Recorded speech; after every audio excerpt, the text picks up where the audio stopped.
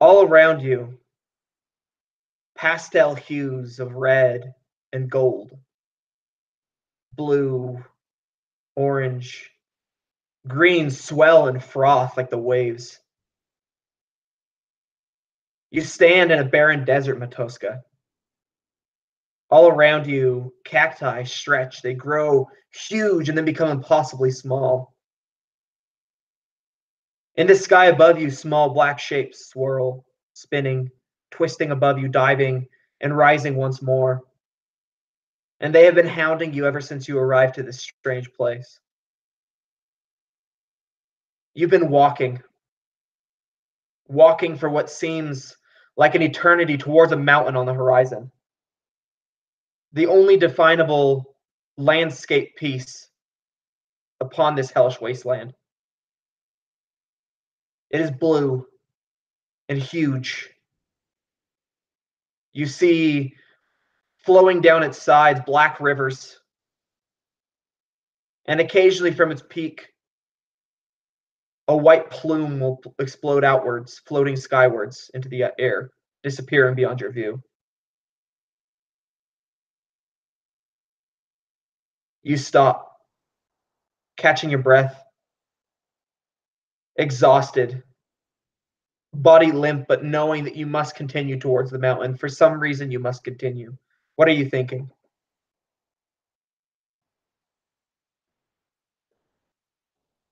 She must be there. In an ancient ruin, deep within the mountain.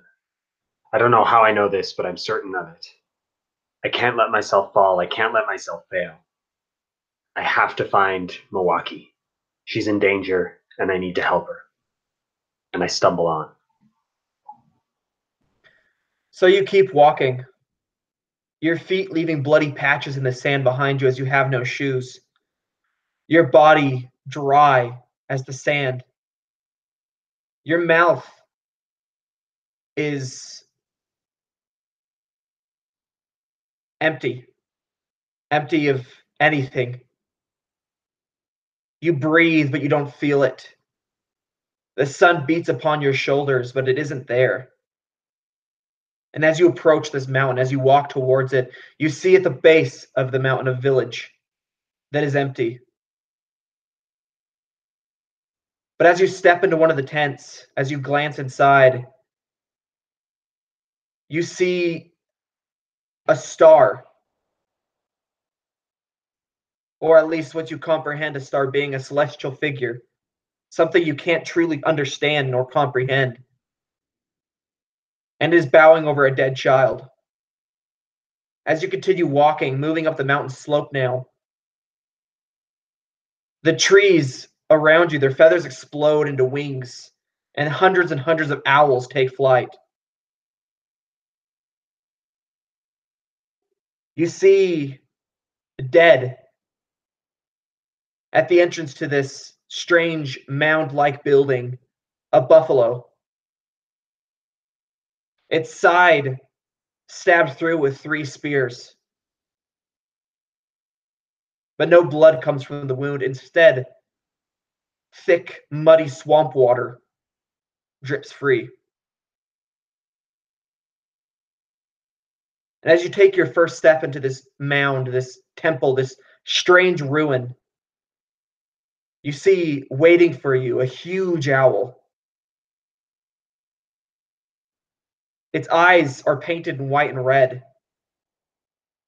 And it looks at you and speaks with a woman's voice. You are going to die. And that's when your eyes open. You're lying on a table. Wounds have been stitched shut. Your head feels fuzzy. Your body weak. And standing over you is an old wizened man in a white white shirt, a duster kind of over his shoulders. And he looks down at you, his glasses kind of peering into your eyes. You're awake now. Are you okay? Do you understand me? Curse you, this is all your fault. Matoska kind of shakes his head. He's still speaking to the owl that he saw in his vision. He kind of raises his hands. I'm the one who patched you up. It's okay. I'm a doctor, I swear. I'm not here to hurt you. His eyes kind of focus and his muscles tense. Deputy! Deputy! Kind of yells over his shoulder to you, Lance. You hear him shouting. He starts trying to get up. I have to find her. He tries to put a restraining hand on your shoulder. He tries to hold you down. You can choose no. He probably manages without too much difficulty. I'd kind of walk in the room. Easy, friend. You were beat up pretty bad in that fight. You've been out for at least a day now. How you feeling? Water. I'll get him some water. Here you go, buddy. He kind of sloshes his down his parched throat.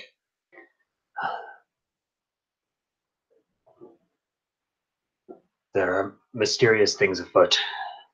You look like you've seen a ghost or something, my friend. You're all pale and clammy. He just slowly nods. We are running out of time. Time for what? I've been putting it off, but I need to find Mawaki. Not making a whole lot of sense to me there, friend. Who's this Mawaki? Mawaki, she is my friend, my lover, the Nalzihi, the seeker of a... Oh. And then he kind of realizes what he's saying, and his eyes focus. No one. Just a friend of mine who's gone missing somewhere around here. Right. Well, I'm going to be honest with you there. Since you've been out, the city's kind of went to shit. Some of the Boltons are dead. We just fought God knows what. Wesley got beat up pretty bad. I definitely got some things I need to run by you, but you look like you need a moment. Get yourself together when you're feeling up to it. I'll be in the room over. Very well. And Matoska would, after he's drank a little water, got a little, sort of a little more water and parched his throat, he's going to slowly rise, start checking his muscles a little bit, maybe doing some stretches, some damage control, seeing how his body feels. Yeah, your body feels very tight. You see, as you kind of like move your kind of clothes out of the way, you would see this scar kind of stretching from your like stomach all the way around to your back. You remember being stabbed through with a spear. You see several wounds that have stitched up on your shoulders and in your thigh. You remember where you were cut with a dagger and where arrows pierced your body. It's painful. Every movement feels like fire rushing from these points. And as you kind of pull yourself to your feet, you can't help but wince. Yep. He sort of winces, but he's going to probably take 20, 30 minutes to sort of maybe do like a full check, sort of meditate, drink a little water, compose himself. He's hurting, but after about that amount of time, he would get dressed and get back out there. He's a tough guy, so he'd go join Lance probably after about 20 minutes. Yeah, for sure. Wesley, you would come to with a tugging sensation on the side of your face. And as you slowly drift back into consciousness, the medicine that was used to put you to sleep the night before kind of fading, a flare of fire would just stretch from your eye down along the side of your face and onto your neck.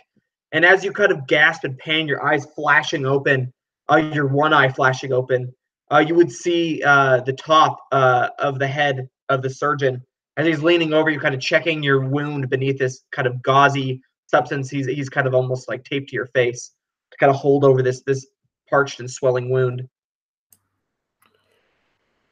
Mr. Doc, sir, I don't feel so good. Well, of course you don't feel so good. Your face looks like it's been melted half to hell. I don't know what you were doing or why, but I prefer not to ask questions, and the deputy has assured me that it is all going to be okay. Am I going to be all right, Doc? I'm Am I not going going to to be lie able to to you, walk son. after this? Oh, you'll be able to walk. You won't be able to see out of your left eye, though. Well, that's a shame. Indeed. And he like passes out from the pain. Yeah. And yeah, he's probably like pushing the gauze back on your face, and just like that burst, that sting of pain just like knocks you out again. Deputy, would you please hand me that small brown bottle over there?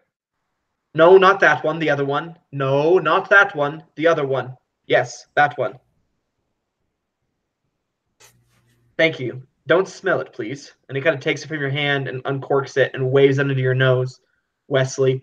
Uh, your mind sharpens and your eyes are awake again. The pain is a little bit sharper too, but it's like somebody has poured life into you as you smell this uh, bottle beneath your nose.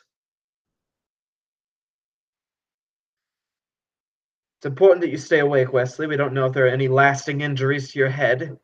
Cut! And I think he like flexes his nose and like twitches his nose because he's trying to like not sneeze or something. Because the strong acrid smell just wafting over him, and his eye waters, and he grabs onto something nearby, like the railing of the bed or like the bedside table, even like the mattress he's on, or even the arm of the doctor. Something just like clenches on it with like a farmhand's grip, white knuckle after the pain of this stinging alcohol or peroxide or whatever the heck he's using on these wounds, and it's a nasty occasion. Yeah, as you kind of like your mind sharpens and your body, just the pain just kind of washes over you, bringing a painful lucidity to your mind. You would see like a hazy shadow behind the doctor, and for like the briefest of moment, the face kind of becomes clear, and it's your father, but he disappears and drifts away again as quickly as he appeared to you. Wes looks around with his one eye. Does he see any blurry people that might be his friends besides this doctor? Or is he Yeah, all alone? as you glance about, you'd see the deputy standing in the corner, looking awkward, as he's kind of like trying not to be a part of this whole process of like waking you up and taking care of your wounds. Sheriff, Mr. Deputy, sir. He like reaches out a hand to you, Lance. What's going on, kid? Doc said I won't be able to see well with my eye. Yeah. It's not looking that great, Wes, but Well, I can't see it. How's it look? it's probably best you can't see it. Can you see your own eye? No. No one No. can see their own eyes. I'm gonna look to the doctor. Unless one of them got plucked out by one of them raccoons. Is he actually gonna be okay, Doc? He just shakes his head. I don't know. You tell me. And he kind of walks away over to like a cabinet where he kind of puts away the bottle and starts pulling out some other medications. Listen, Wes, I'm sorry I got you all dragged into this. I know that probably It's not your fault, Mr. Deputy, sir. It ain't your fault. I'm doing this out of the kindness of my own heart and out of the love I have for my brother. Even though that seems like it's been years ago now, it's only been what, 2, 6, 12 days. I can't even count no more. Yeah. Does seem like a while ago, but did want to say that I appreciate what you've been doing and helping us out. The words mean kindly on me, Mr. Deputy Sheriff, sir. Thank you. And I've been having a mighty fine time having you being all safety man, deputy, sir, such and such. Keep me all razzle-dazzly safe and stuff, if you know what I'm saying. I mean, I don't got a clue what you're saying, but I'm sure it's well-spirited. Thanks, Mr. Sheriff, sir. You rest up, and when you're ready to go, Matoska's back in action. I think we should go see what Hiram's up to. Doc, when am I able to walk again? You're free to go when you are able to stand without falling over. Immediately, Wes would like try to clamber to his feet. Then, seeing it almost as like an invitation to stand. Roll me a Constitution saving throw. Woo! That is a total of 15. Against all odds, you managed to stand. I think I'm more like stumbling because of dizziness and not being able to see, rather than like stuff like that. So I kind of like stumble, grab onto something. And I'm like, whoa, maybe even clutching onto Lance for support. But after a while, I'm strong. I'm hardy. I've been hit in the head by a few donkeys. I'm fine. So kind of just like squinting with my eye and with this big wad of gauze and bandage and nasty medication stuff on my face. I'll kind of just like shadow you, Lance, just and wherever you go, you'll see that I'm almost within arm's reach at all times.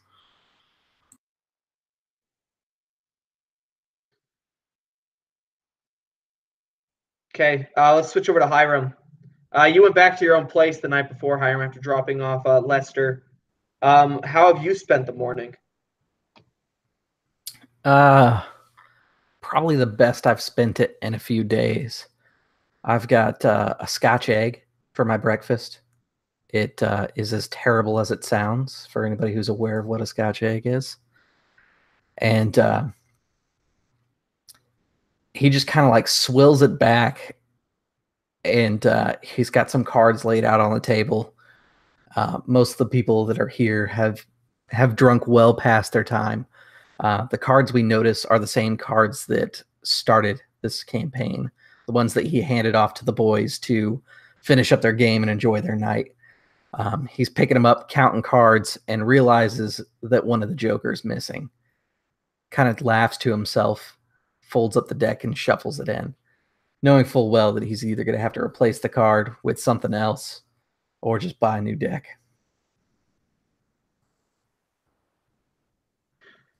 Yeah, the boys, the guys you were playing with, raised their the expected. Oh no, come on, stay another drink, one more drink. No, not today. I've still got some unfinished business. You boys continue your merry morning. I'll hopefully see you later tonight. Hopefully my business doesn't take too long. Yeah, their jeers and jests would follow you all the way from the table to out the door. And it's one of those like it's too bright moments. The camera flares as he steps out the door, and once it finally settles, I think he catches a look from Pickering further down the road. Pickering kind of goes about his business, but there's like a moment where they exchange looks, and he lights up a cigarette and starts heading towards the doctor. Before you do, you would see Pickering kind of give you this look. And you guys have like multiple looks you share. But this one's kind of like something's like going on. And you'd see a group gathered in front of the oasis again as they were the night before. And he's walking towards them. Okay. Yeah, and I think the sign that that Hiram gets it is the cigarette. Like Hiram doesn't like smoke a lot. It's like a stress habit for him. So it's one of those things that, yeah, I know. Light up, go to the dock, regroup, go back over there. Yeah, and Pickering, you see, he's walking towards this group next to the oasis. You see him kind of like rubbing his beard, and then he snaps his fingers 3 times, which means like ASAP. Yep, just a tip of the hat, and keep moving. Okay. You make your way down, turning the corner. You hear a conversation, a loud conversation going on by the oasis. People are like yelling and shouting at each other. As you turn the corner, making your way towards the surgeons, essentially the doctor's like building. Essentially, you would see that some people are kind of turning their heads, like looking at what's going on and making their way over there. More and more people coagulating essentially at this spot, or converging there, I guess.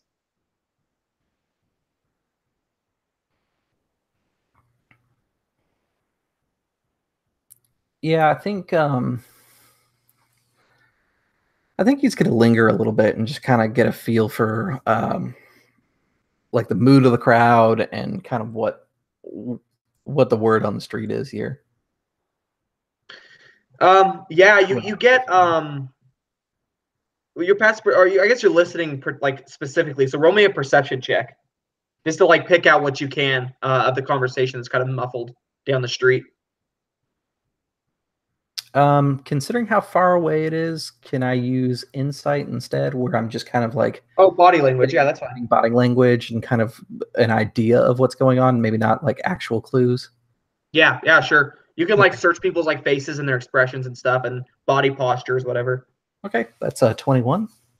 Yeah, so as you're kind of like staring at this crowd, looking at more and more people kind of attaching themselves to it, you see that there are many furtive glances like made towards the oasis. You see that there are people who are angry, their posture kind of like looming and threatening towards another. Like you see 2 groups. One that's kind of like angry and like stubborn and obstinate.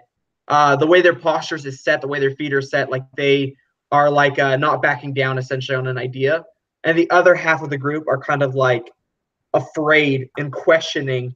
And you see in their eyes like a desperation and a question, like that they don't know what's going on, like something weird has happened. Yeah, I can see Pickering's concerns. Like he kind of mutters to himself and stamps out like the cigarette that he's gotten like 2 puffs on. It's basically wasted. And he's going to go in the doors to the doc's office. I think your rest is about done. Ah, Matoska. Nice of you to join the land of the living again. Good to see you, Hiram. There's trouble at the Oasis. Not sure what it's about, but there's 2 crowds gathering, and it looks like there might be an old-fashioned fist fight out there.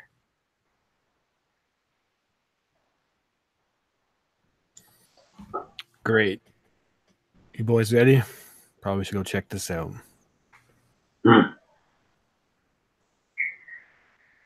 Head on over.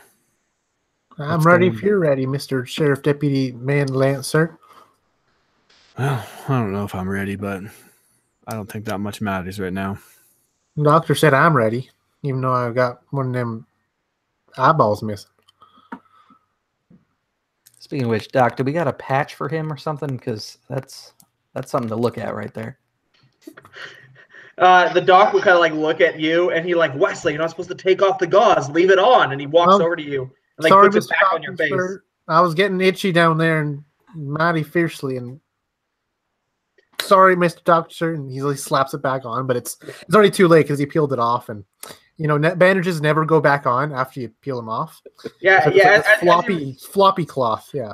As you reach up though to put it back on, he slaps your hand away like a mother when you reach for the pie, and he's like, don't touch it. And he goes over and like gets like the necessary medicine, puts it on a new bandage, and like reapplies it. And he looks at you and he looks at the deputy. He says, Deputy O'Connor, if this boy does not keep this on and it begins to fester, I am holding you personally responsible. You see, like Lance actually kind of get like uncomfortable, like a child getting disciplined by their parents, and he's just, yeah, Doc, I'll take care of him. Come on, Wes, You get hear him going. like muttering under his breath, and he's like, "Lord, I swear, the intellect of these people goes down year after year." And he kind of like walks into the back room. You have a nice day, Doc. Thanks for your time. Get out. And Wes is already like kind of scratching over the bandage. Wes, what did he just Yeah. tell you? It's gosh darn itchy. If you get me in trouble, boy, I swear. Let's go. As we sort of file out, I grab Lance by the arm and sort of hold him back, and kind of, as the other two file out, I say sort of softly to him, "You said I was out for over 1 day. Correct?" Correct, right, Ty? More like 12 hours? Okay. Yeah, it wasn't quite a day. I maybe exaggerated a bit. It's been half a day. 12 hours. And still, when I awoke, you were by my bedside. Watching. Well, I felt a little responsible. Kind of got caught up in our stuff. You're a good man, Lance. I have something to speak to you of when time is less pressing. All right. I got something I want to run Important by you, matter. too. Very well. Let us meet up when this business at the Oasis is attended to. I have a feeling we're going to be spending today together anyways, my friend, so let's get on with it. He kind of grunts, makes his way out. We're in the doctor's office. I'm going to hopefully not get caught by the sheriff doing this. I'm looking to swipe a bottle of ether alcohol on my way. Just tuck it in my jacket. Okay, give me a sleight of hand. And I guess Chris can decide if he's watching for you to do it. I'll just be passive. Okay. That's an 18. Yeah. Let me see against all the past perceptions. What's yours, Connor? 12. Probably not more than an 18. Mine is a tiny little number, so no. Okay. And the doc doesn't see you either. You managed to swap a single bottle of ether alcohol. All right. I might need this later for a grenade. Oh, I see we're bringing Molotov cocktails into this bad boy. I like it. All right. Okay, you guys make your way out into the sun. The heat hitting you like a brick. It's dusty. The day is a little bit. It's definitely started. It's begun. But you see the crowd is swelling at the Oasis, and it looks like it's on the verge of just chaos.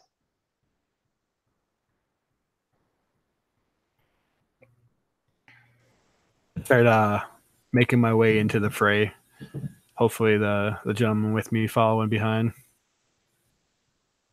What do I see? What is the commotion? Are people saying things, or is there like a group going at each other?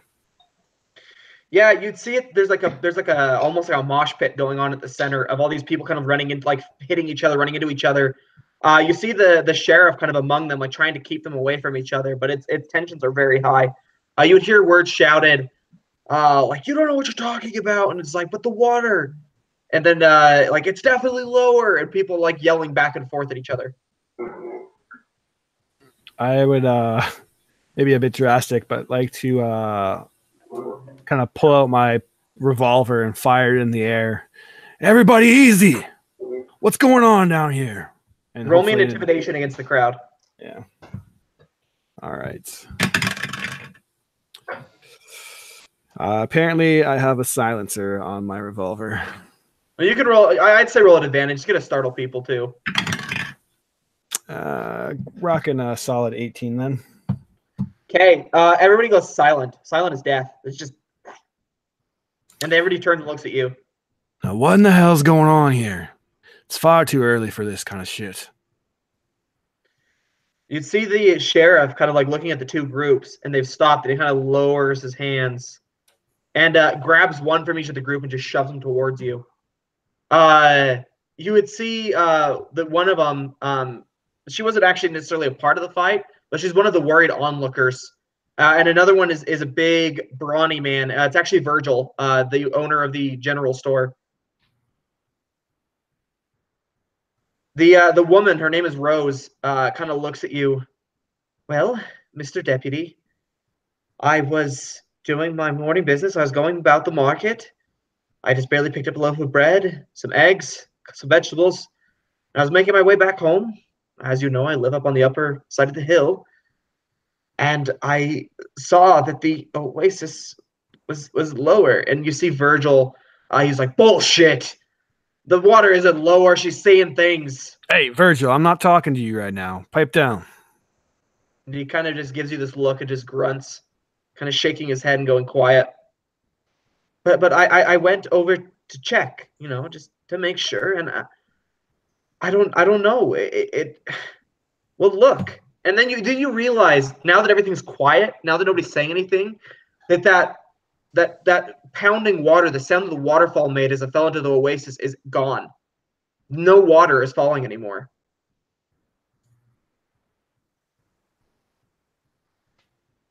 All right. I haven't particularly been here for a long time, Sheriff, but what do you make of that? Pointing to the waterfall that's dried up. The sheriff looks over. I can't rightly say. I've lived here past 30 years. Never seen anything like it. It's never gone down like this. We've always had water fresh, right off the waterfall. Some say it's a miracle that we even have water here. No signs there should be a spring, nothing, but I wouldn't just go dry. It just doesn't happen. And where are the bones right now? As far as I'm aware, still up in their manor, mourning the loss of Randall and Marcellus. Seems like something they should be aware of. Yeah. I mean, they may have some idea what could be causing it. They usually tend to the water. Rose steps forward again before you can speak. Deputy, are we going to be okay? Are we going to have to leave? We have livelihoods here. We have families. Hey, Rose, ain't nobody going to be leaving anywhere. Just could be the weather. Could be anything. No reason to panic. Virgil smirks as you say this, like, that's what I've been trying to tell them. Now you, Virgil, I can't possibly comprehend why you'd be getting up in this lady's face over a clear issue we've been having. There's no reason to be fighting about it. That's not going to solve anything. Yelling at each other ain't going to make the water go. Expect a little better from you. Deputy, listen closely. It's an oasis.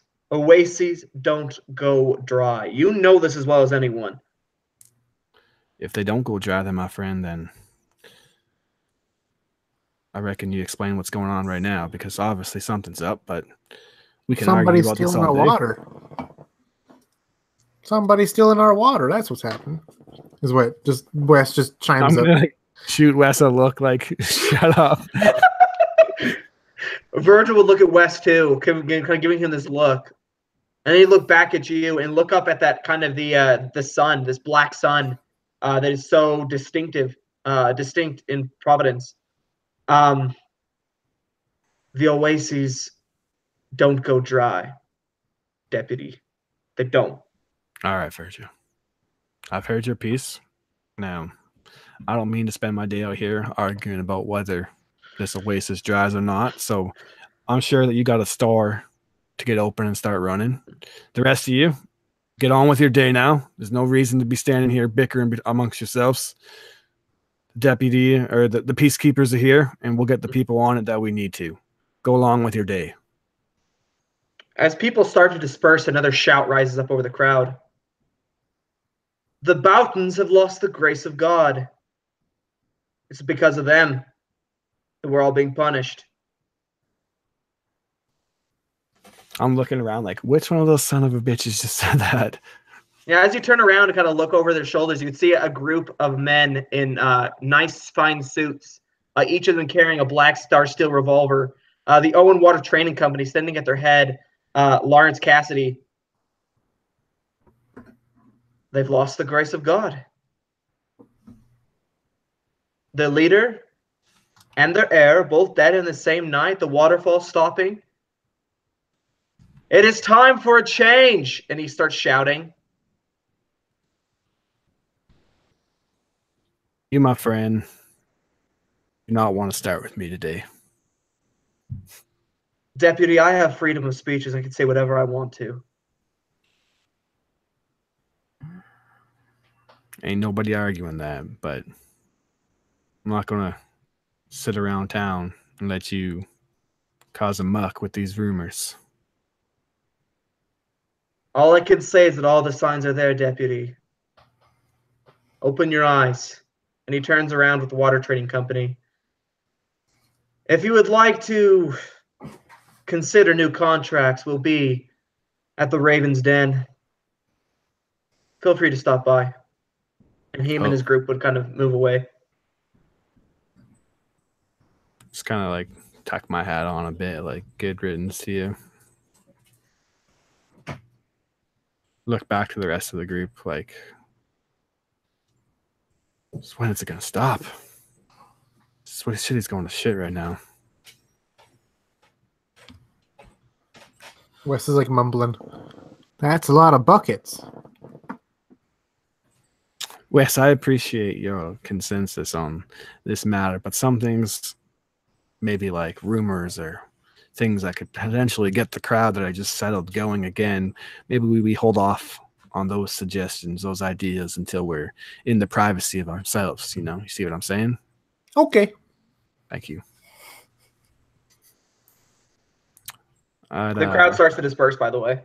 Look to Sheriff, what is it, Wayne? Yeah, Wayne.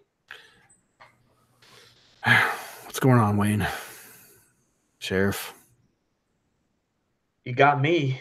I don't rightly know. You think I've been trying to figure that out. You think it's those Owen Company boys? Seems awful convenient that once they've shown up, the city been nonstop issues.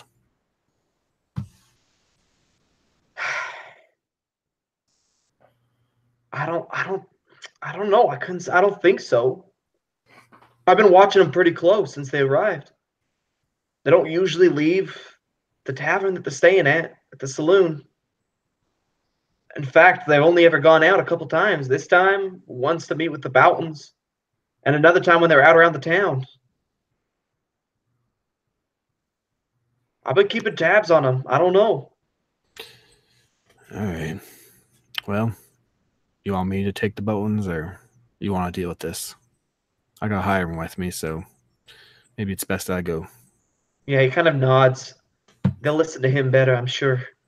By the way, and he kind of leans forward and kind of puts a hand on your shoulder, whispering in your ear, we managed to save that one chief, the man who calls himself Long Spear. We've got him in the station right now. You want to have a chat with him? He's awake. And that was in the cell raid, right? Yeah, he was one of the two leaders. There was Long Spear and Black Arrow. Mm-hmm. All right. Yeah. Maybe I'll stop by today and see what he's up to. See what he's got to say. Hiram, you mind coming up to the Boughtons with me? They like you better than they like me. Yeah, we can probably ought to start there. And he's kind of just lingering, staring at the oasis, because, I mean, if you asked him yesterday, he probably would have agreed with Virgil, but weird shit's been happening, so. Yeah, if you're like kind of like staring at it for a while, I'd give you like a look like, does this mean something? Honestly, I don't know. Let's go talk to the Boughtons. If anybody knows anything about this place, the place has had any trouble in the past, they're probably the ones to know. All right. Matoska West, you mind tagging along? You always got my back. No, I always got your back, Mr. Deputy Sheriff. Man, sir, I got your back with my hands. Great. Tosca kind of grunts and goes, I feel out of place at Manor. He looks a little nervous and says, I can interrogate the soul. This I can do. Well, he does have a point. He might get further than any of us.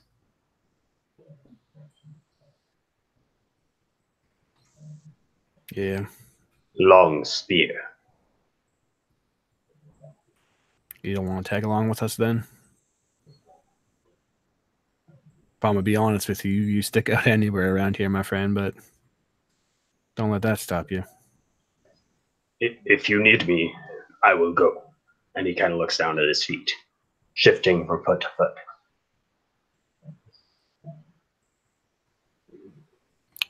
Whatever you're more comfortable with, my friend.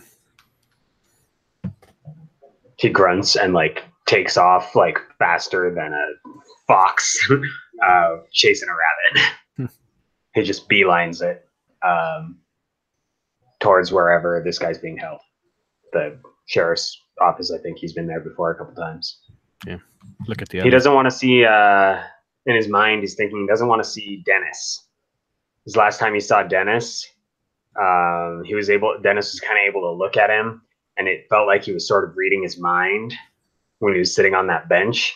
And right now, with his conscience as heavy as it is, he's very afraid to meet up with Dennis.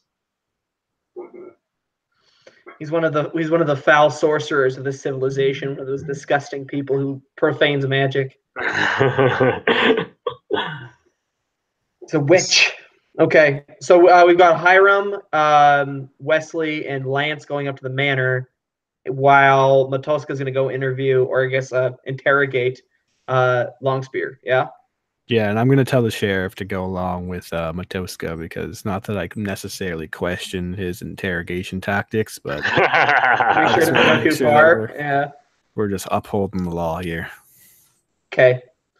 So we'll do the interrogation first then. You beeline it to the sheriff's station. You hear boots crunching in the dirt behind you as the sheriff follows. You can feel him kind of looking at you, but he's not like, it's not the same look that Dennis gave you. Mm-hmm. Not as discerning, not as piercing. As you arrive, stepping up onto the wooden boardwalk on the sides of this road, and stepping into the station proper, you would see that in the corner in one of the cells, Longspear is kind of resting on the cot. You see his leg is just ruined. It's very heavily bandaged. He's got wrappings all around his chest and and he's kind of just laying there. His breathing labored, but you can tell he's awake. Awesome. I kind of glance at the and is he like chained up in there or something? No, but you can tell his wounds are bad enough that he wouldn't be able to escape even if he wanted to. Got it. So I would sort of look at the sheriff and gesture towards the door, like unlock it. And the sheriff would kind of like look at you like, "Are you sure?" Like he'd give you a look like, "Are you sure?" And I just grab the side of my shirt and pull it up, and like there's that like spear wound injury that I think it was Longspear that speared me through. Yeah, I think so too. And I kind of just grunt and. And the sheriff would just kind of like shrug, and he'd walk over to the cell door, pull out a key, and like, and you'd open the door. I walk in. And he would kind of shut it behind you, but he wouldn't lock it, just as like a precaution. But he's standing there. You can feel his presence behind you. Yeah, I wouldn't mind that. I'd put my hand on Longspear's shoulder. You fought well. And I would be speaking in. So I have written down that I have in languages. I have common, tribal, general, and also Biol. Yeah. Biol is like spirit speak, so that wouldn't apply here. Okay. Tribal general, you could talk to him in tribal. This is like the tribal dialect all tribes share. Like it isn't specialized with like their slang and stuff. Yeah. And I would basically say, You fought well, Long Spear. And he wouldn't say anything. Instead, he just kind of turned his head and looked away from you. Which is like a pretty big sign of disrespect. Mm-hmm. I say, the ancestors smile upon your prowess in battle. They frown upon your traitorous actions. He would respond, looking away from you.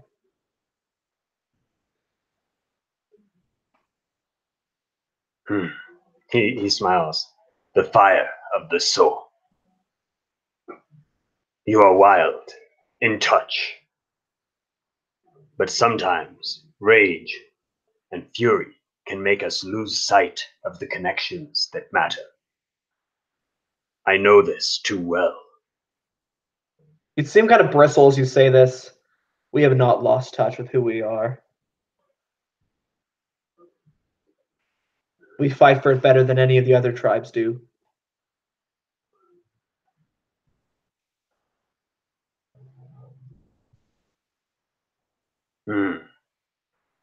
So you mean to say that your attack had no connection with the white man's politics? And he kind of spits the word politics. They kind of like turn and look at you now. No. We are simply taking back that which is ours, or at least trying. I want to insight him. Okay. Because Go I think ahead. I remember from the first adventure that I saw hanging out with the Boutons these two native people that looked like maybe they were soap, and they were wearing suits and stuff. Yeah, you And remember. they went off, then they weren't around anymore, and then after that, the attack happened. So Yeah. Oscar is pursuing this line of interrogation, trying to say, "Oh, you're so honorable" and whatnot, and getting him to admit or confess that maybe this attack wasn't just a random raid. Yeah. So, anyways, we'll see how my insight goes. That's an 18. He is, at the very least, he's not lying about his beliefs. He believes that their attack is just. He believes that what they were doing by raiding and trying to force them off these lands was just. When you say politicking, you see that he doesn't believe that the So are politicking. But again, I mean, he's just like a tribal warrior, like one of the leaders of these war bands. Yeah, so, but he was a leader. Yeah. Okay. You sense a but though. Like he believes what they're doing is good, and like that they are doing the right thing when it comes to their beliefs and their culture. But there's a but there. Like there's something that he hesitates at, There's something that he's not telling me, or something that he doubts. Not necessarily something that he's not telling you, but something that he doubts about what's going on. Mataska takes a deep breath, and he's going to sort of take a few steps back, inhale, exhale, and look straight at him. And he says, "You have lost touch. Allow me to bring you back to reality." And he's going to rage, and he is going to slam his fist down on into Longspear's gut. And now that he's level 3, his new rage power is every time he rages, spiritual ancestors form up around him, like Avatar: The Last Airbender, and everyone can see him. And so I want to like form up these ancestors from the tribes and form like a circle sort of around him with all the ancestors gazing down at him and sort of intimidating him like he's facing the circle of elders. And I want to scream at him in my rage. Bring back the connection you once had. Open your eyes and see the truth. The white Okay. man deceives and manipulates. Tell me what you know. Okay, you're gonna hit him without him like even being able to react. He's that messed up.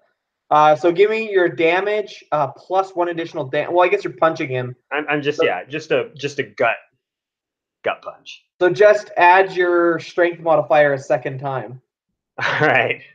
Oh man, that's a lot. So 1 plus twice my strength modifier, 7 points of damage. Okay, yeah, you punch him in the gut. I'm gonna have him roll a con save. He barely holds on to consciousness. You see his eyes roll back for a second as he screams. Just like his head like whipping backwards against this pain as you hit him in one of these wounds. But his eyes like snap open again, and he looks around all like the spirits. What are you, a Beol? Are you one of those who follows this thievery, one of the traitors who turned against the tribes? Is that what you are? The I have no spirits. words for you. The spirits came to me. They speak with me. They tell me what their will is. And their will now is for me to get answers. He just laughs under his breath. I will give you nothing, blood traitor. Metastaska is raging now, and he kind of screams in fury and turns away from him. And as he does, the ancestors are looking down, and they flutter away into owls, like feathers, and they like flutter off and dissipate. And he sort of breathes. As you dissipate them, with like in that way specifically, roll me an intimidation check. Because owl has special symbology. Mm-hmm. All right. Here we go. That's a 12. Well, he nat one. So he would kind of like look at this happening around him, and as you kind of step away, kind of breathing heavily, and you turn back, you'd see his eyes are white with fear. Just The spirits have shown you a glimpse of your future if you do not cooperate.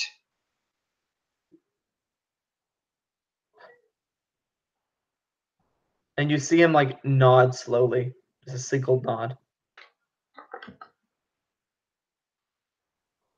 The Owl Mother returns.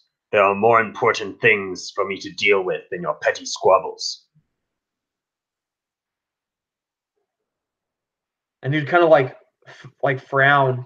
How do you know about the mother owl? She came to me in a vision. There are things greater here at stake.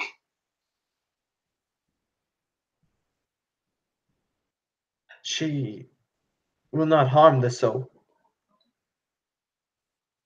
She is the one who told us it was time to take back what was ours.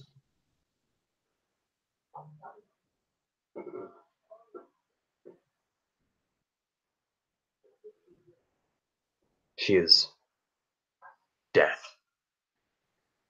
You know this. How did she tell you this? And he would kind of like hesitate, but on a nat one, obviously he has no willpower anymore. She came to us. The chief, let her into the tribe, made her our shaman. She speaks for the purpose of the chiefs, for him, with him, of him.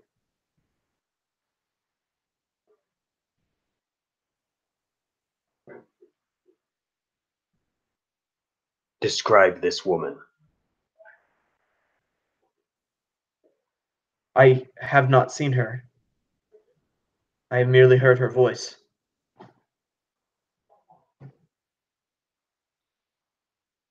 She was the one who commanded us, with the chiefs agreeing to attack.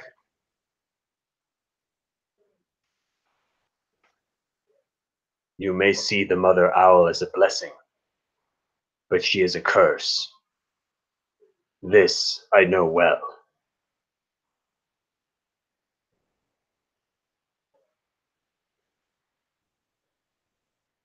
You kind of look down, like frowning at his hands, and look up at you. Her voice cuts you to your soul. You cannot disobey her when she gives a command. She promised us that there would be servants sent among you, not just us, others that she commanded. Others who would bring down the stain of this city, who would give us back our land,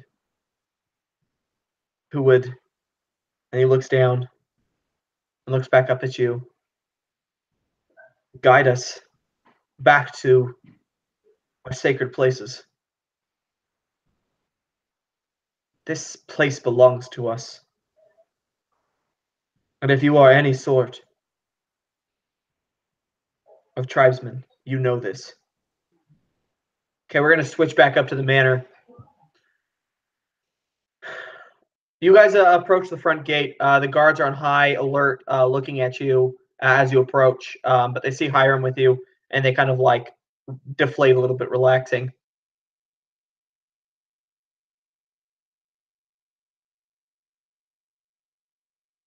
I've been meaning to ask you, gentlemen. I don't know how you feel about this, especially you of all, Hiram, and I actually can't believe these words are leaving my mouth right now, but you guys have, well, you guys have done a lot for me lately. And if I'm going to be frank with you both, don't know if I would have been able to accomplish what we have done so far without you. I'm a man that thinks that those who help others, especially in this business, deserve some kind of recognition and, well, deserve some kind of pay. So if it's okay with both of you, I was thinking I would talk to Sheriff Wayne. See if maybe we can get you guys, I don't know, some kind of apprenticeship or something, and that way at least you guys have a little more pull. A little bit of coin in your purse for what you're doing. Staring at Hiram, I guess, firstly, because I'm kind of shocked that I'm saying it to him. Yeah, Hiram's just got a little smirk on his face. It's honestly, it would hurt what I do, and it would hurt the coin coming in my purse. So, no, I'm not interested. If anything, it helps us for me to be able to access the people I can access. That badge will only damper that. I thought you'd say that. But what about you, Wes? You're young. You got a bright career ahead of you. Could be a peacekeeper. Could be like apprentice deputy. That's a long word, Mr. Deputy Man, sir. I don't want to name temperances. I don't know if I like that. I mean, I'd be mighty honored being a temperance of you, Mr. Deputy, sir. But do you want a temperance that only got one eye? I mean, maybe that'll just help you focus on what's really in front of you. I find I can't really focus that well with what's in front of me. It's only one eye. Sometimes it gets a little blurry. A little fuzzy. It hurts my head. I meant that more as a metaphor. You made it for who? Never mind. Do you want a job or? I'll be one of your 10 princes, yeah. All right. Who are the other 9? Don't worry about that. We'll like do like a little training course or something. You don't have to worry about the details or anything, but I think that you. Oh, thank you, Mr. Sheriff, sir. I'm not really good with one of them details. Yeah, I noticed. Thanks. That's all right, though, boy. And yeah, I'll like kind of do like an about turn back to the Boughton Manor. Like, did I actually just offer these two a job with me? But that's okay. At least Hiram said no. That's basically my thought process right now. Connor's going to be one of the 10 princes. Chris Lance, go ahead and take a point of inspiration. That was pretty good. That was awesome. Good role play moment. So yeah, you guys are kind of chatting as you're like approaching the manor. You see at the gate, Hiram, Samuel's on duty. He kind of like watch you guys as you approach with a smirk on his face.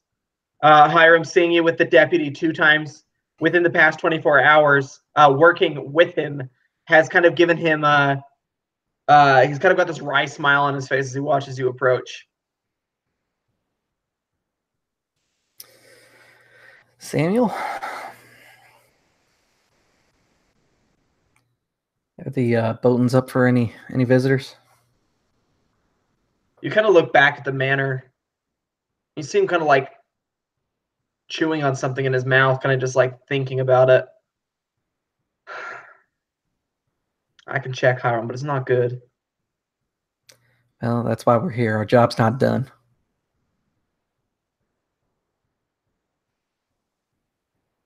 Yeah, I'll send someone up to check. You kind of walk over and kind of like talk quietly with one of the men, and he'd kind of slip through the gate and head up to the house. And you look back at the at your group of 3. Hiram, 2 times in 24 hours that I've seen you with the deputy helping him out. You got a leash underneath that duster?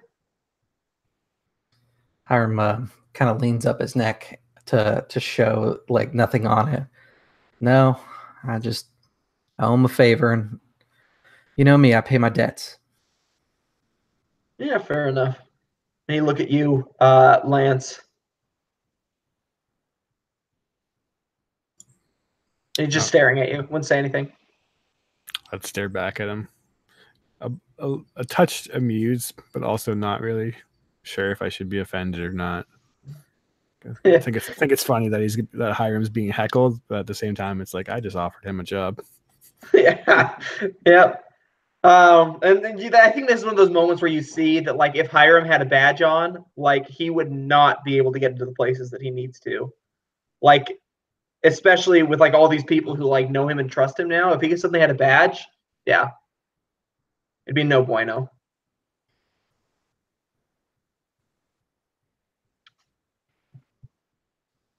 Had Lester out pretty late last night, Hiram. What was that all about? Sounds like a question for the young master.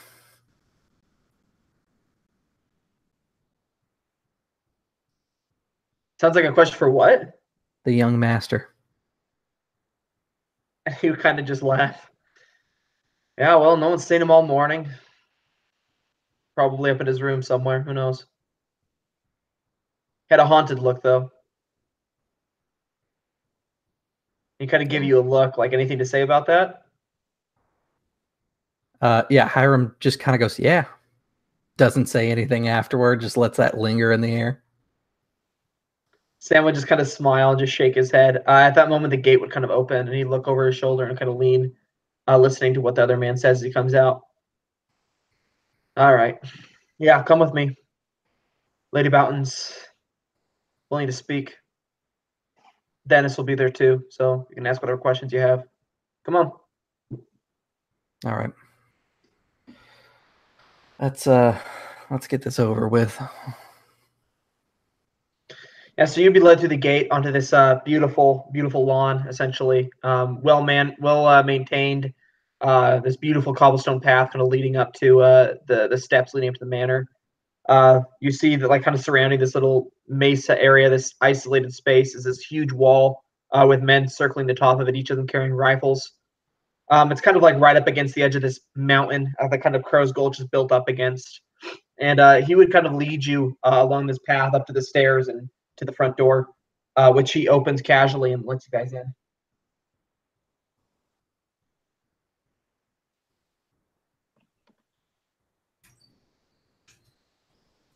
All right, we enter.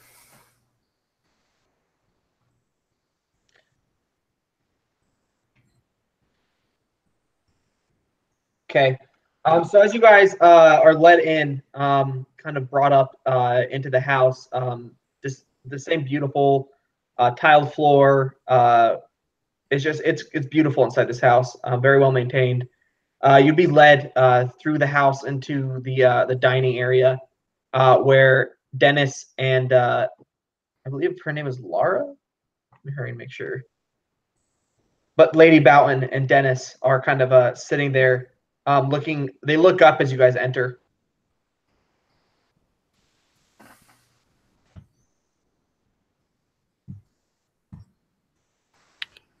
Morning, everybody. Tim just kind of stare at you. It's like, all right. The hat comes off. I don't mean to keep bringing bad news to this house, but I don't know if you've heard anything about the Oasis.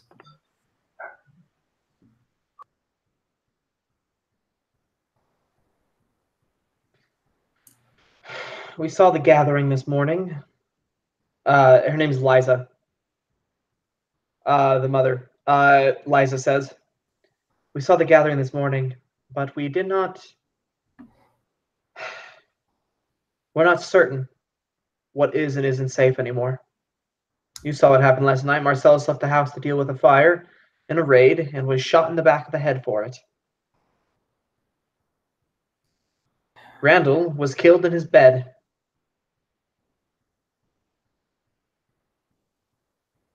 Yeah, I don't even know what to make of it, but those boys from the Owen Water Train Company are still around, and they're trying to take up contracts. They're claiming this family's lost the grace of God because the waterfall isn't spitting out as much water as normal. Do you know anything about it? Has it ever done that? I mean, slowed down any? I can't think of a time where the water seemed any different. Nor can I, Liza says. And she kind of like, hold on one second, let me roll something. You see a frown kind of cross her face, as if she thought of something, but she thought better of saying anything about it. I mean, Miss Liza, there's anything, even if it's a old dusty tome that you don't put any faith into, sitting in your library, something that could help us point us in maybe the right direction. Because if we don't find anything, the only other answer is maybe take a few men and follow the river up, or follow the waterfall to its source, rather. She would kind of like tap her foot, kind of a nervous tick. Well, the only thing I can think of. Have you ever heard the legend of the Gulch? It kind of rings a bell. Maybe something that's kind of passed around, a bit of hearsay, a bit of rumor. But you might not know it word for word. Not enough to reliably recant it or anything. I think I recall I think it's something to do with the water, like it was dry at one point or something like that. I'm sorry. Well, our great, great, great, great ancestor, Tom Boughton, when he first came here to these parts, he'd been robbed. His carriage set upon by bandits, his horses killed, and him left here in the middle of nowhere with nothing. They even took his canteen. He started walking north, continuing north towards the mountain. The only landmark he could see. And as he approached, he eventually found an old horse trail. The horse trail made its way towards the mountain, and he followed it, walking, always walking. The heat drying him out, his mouth thick with cotton. until finally he couldn't walk anymore. When he reached the base of the mountain, he collapsed. And there, when he was confronted with death, he met God.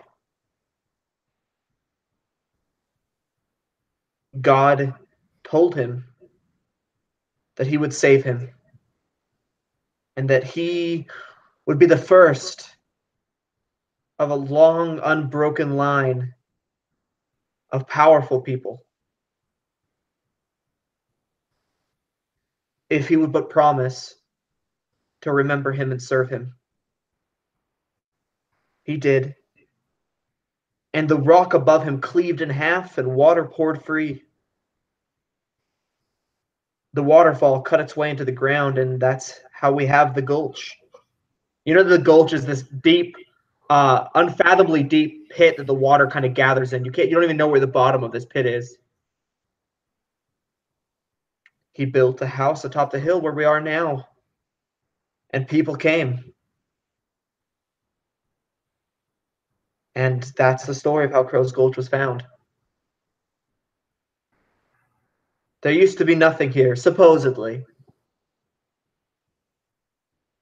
It's a bunch of dribble, a bunch of nonsense, but maybe there's something there.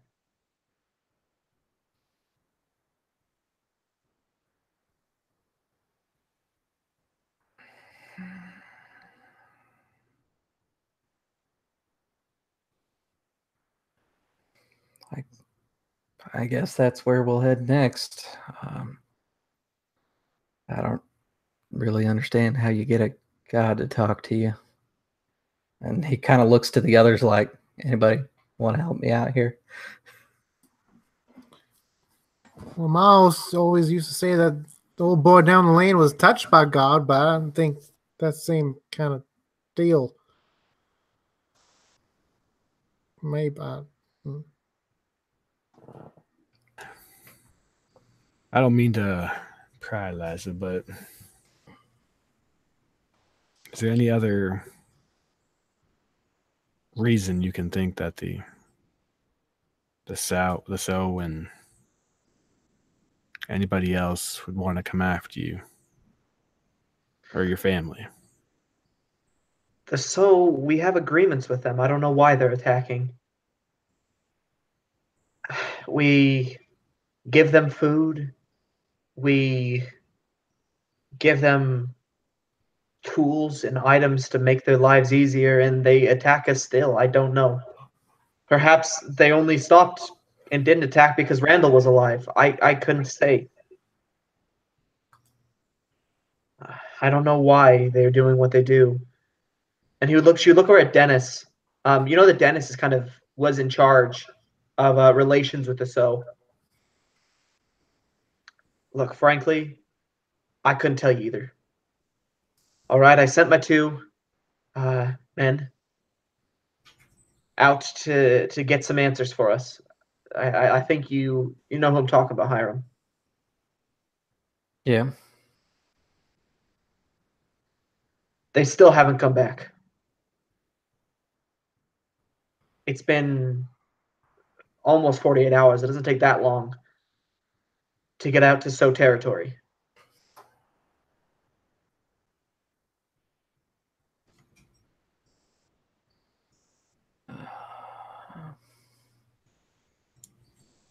I don't know.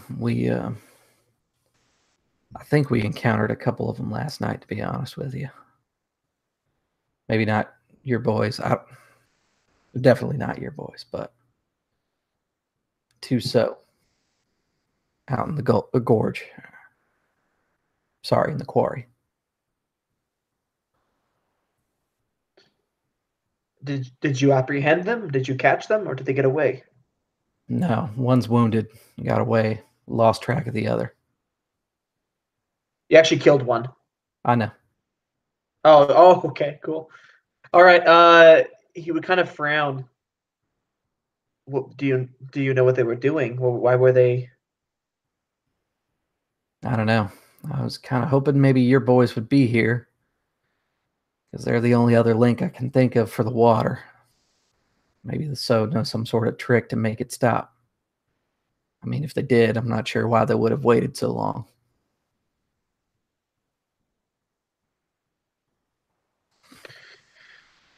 Well, they're not here. I sent them out to meet with Chief Ahagi. You know that he is our mouthpiece when it comes to meeting with the other So. I haven't heard from them. Nothing. No tail nor sign. Hmm.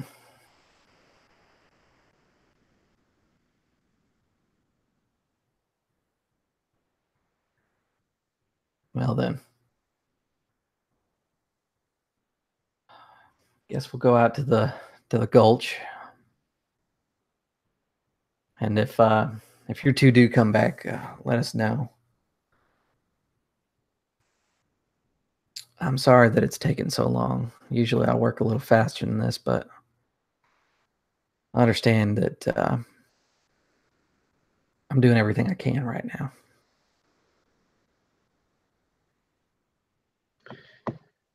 Well, we appreciate it, Hiram.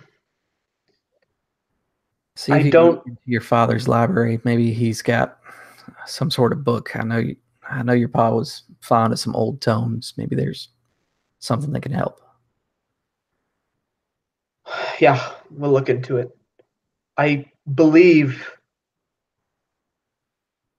And you kind of stand up and walk over to you, Hiram.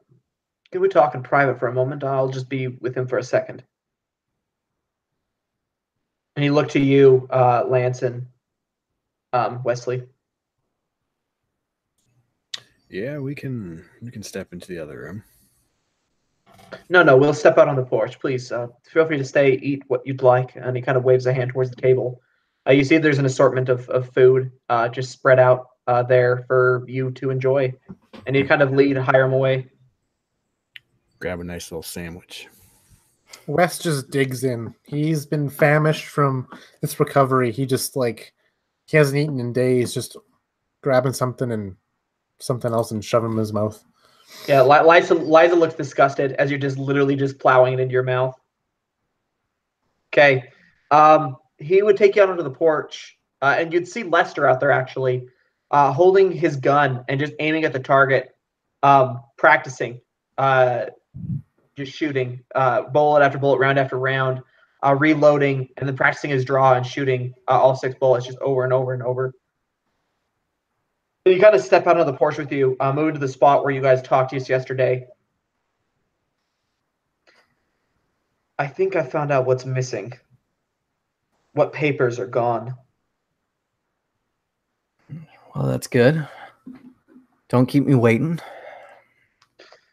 Look, I did some digging around, and you knew Father. He was a very logical, organized man. He kept everything in a specific place. He made sure it was all accessible and easy to find if we ever needed it. Right. He was afraid that the consumption, the sickness that he had was going to take him. And if I remember properly, he'd been working on his will. Well, I went through all of his files, all of his folders, and I could not find a single mention of the will anywhere. I think that's what was taken.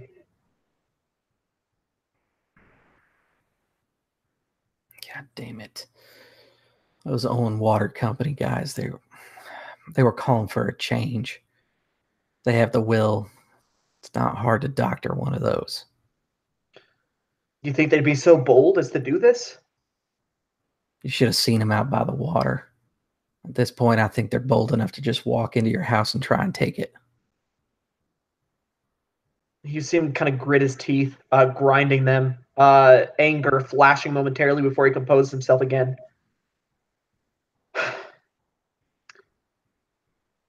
I have 2 things I need you to do for me, Hiram.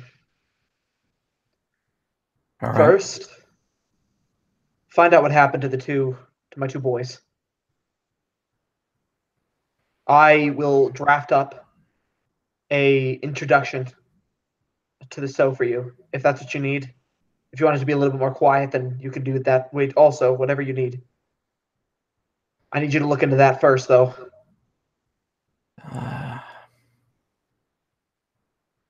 I don't know that it's going to be a good idea.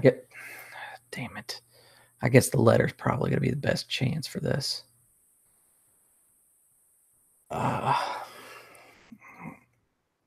Well, we got a native. I don't think you met him. His name's Matoska. He might be able to communicate with them in a way that at least is a little better than any of us. Oh, the big man. Yes, I remember him. Something about him seems off to me. By the way, I'd be wary of him. He's hiding something. I mean, hell, aren't we all at this point? You don't go to Kroll's Gulch to make yourself famous and let everybody know what your dirty laundry is. I consent to that point at the very least, but you know that it's my job, Hiram, to know people. I understand your meaning. Yeah, I'll keep an eye on him. Just be wary. As for the second thing, this whole water business with the Owen Water Trading Company, with what they're saying, get some dirt on them for me. I need something to hold them at bay until we can figure out the will situation and get everything sorted out with the inheritance. I mean,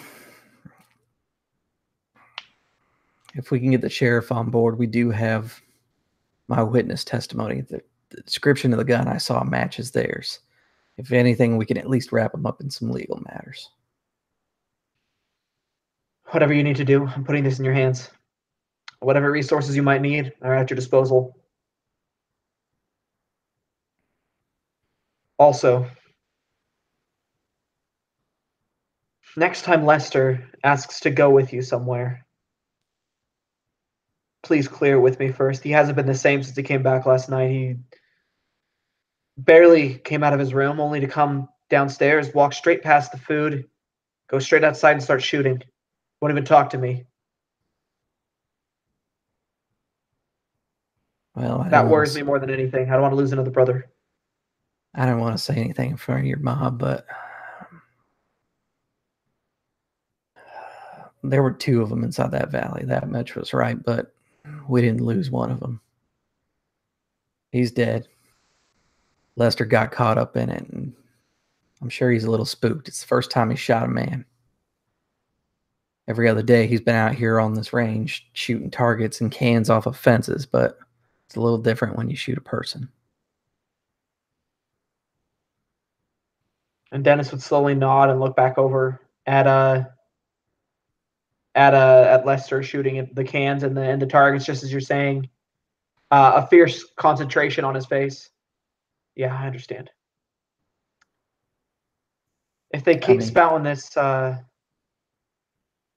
if this keeps happening, I'm worried. What'll happen to him? Who will become?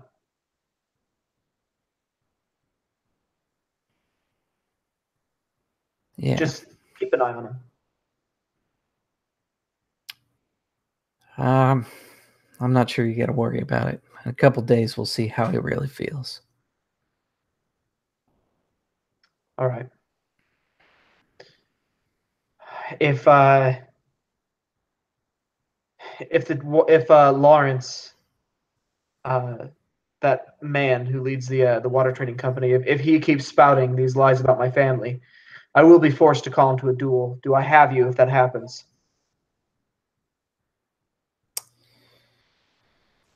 Yeah, if you can buy a little time though. I'm still injured from that burglar that broke in. Of course. Maybe a day or two, at least. Of course. That'll give me some time to talk to the SO2 or get to the water. My task list is getting pretty big right now. As I said, you have what you need at your disposal. If you wish to assign something to Samuel, feel free. But I'm leaving this in your hands. I have other things to take care of. But thank you, Hiram. Yeah, of course. kind of put an arm around your shoulder and kind of turn you around, leading you back towards the house. He would kind of, you guys would just kind of chat, just small talk until you reach the house again. You guys get back inside. The door would open. The rest of you, as you're kind of sitting there around the table, and the Hiram would come back in with Dennis.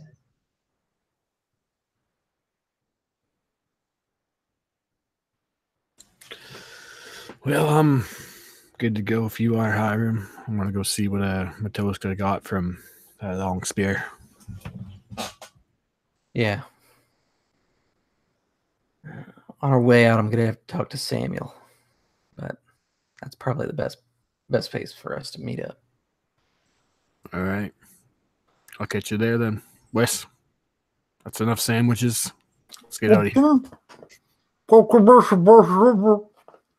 He's like spraying crumbs everywhere. Liza just like grunts and just like disgust. And she'd look at one of the maids with a knowing look, and the maid would kind of just like bow her head subserviently. And she's just like staring at almost each individual crumb on the table. Liza's a clean freak. Here's some nice, fancy, good sandwiches. Thank you, missus, for them good sandwiches. He says with a half full mouth. Yeah, she'd give you one of those condescending smiles and nods that you'd probably miss as condescending. It's just a nod, yeah. And so he just like licks off his thumbs. And, oh, Mr. Sheriff, sir, you darn did miss out on some mighty good sandwiches. The ones on top were a little bit dry out, but the ones on the bottom there, those are some good ones. I was too afraid to reach in. I thought you might have gnawed my arm off the way you were going at him.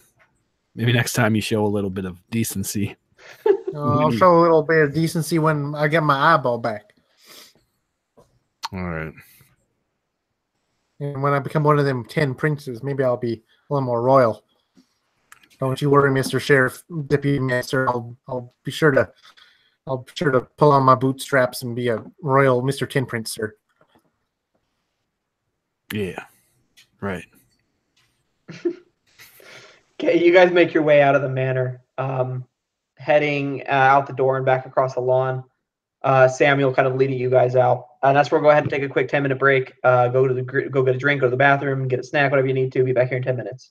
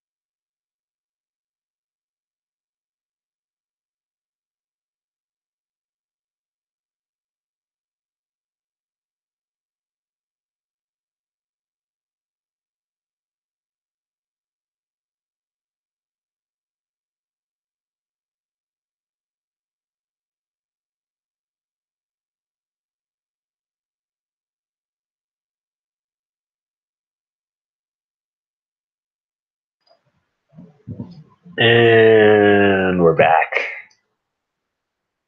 What's up, dude? Not much. Just being a real dingus. Dude, the 10 Princes was gold. I had to. I'm just That was like, hilarious. this is too long of a word for Wesley. I mean, most words are too long for Wesley. Yep. So it looks like we're going out, trying to track down what the deal with the So is. Yeah, honestly, Wesley has no clue what's going on, and like that's just great because that's how it's been forever for these past 7, 12, 5 sessions that we've had. Wes is just like, I have no idea what's going on. I cannot wrap my hand around this. I'll just follow the deputy around because I don't know. Just like puppy dog mentality. Every once in a while, fire the gun. Yeah. Boom. And now he's got his eye, his face clawed up to bits, but whatever. It's okay. You close one eye to shoot.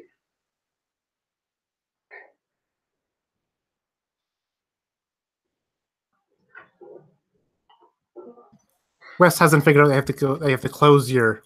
He's trying to close his good eye to shoot though. It's not working out for him.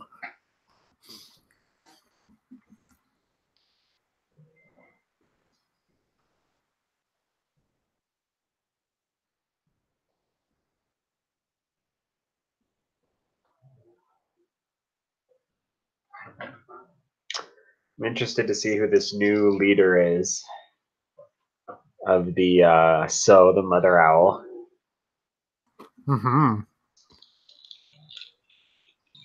I kind of have a theory, but I'm not sure. Theories are the worst because they know he's wrong. Yep. I mean, that's how my theories work. I'm always wrong. I probably will be.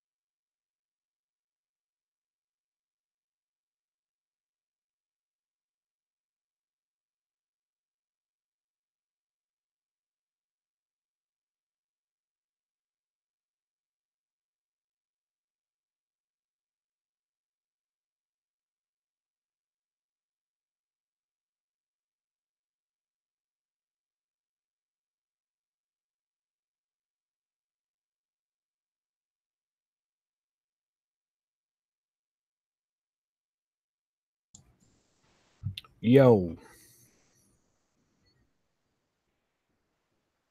Everybody back? Yo, yo. Yeah, I'm back with a brand new track. Is it a bomb track?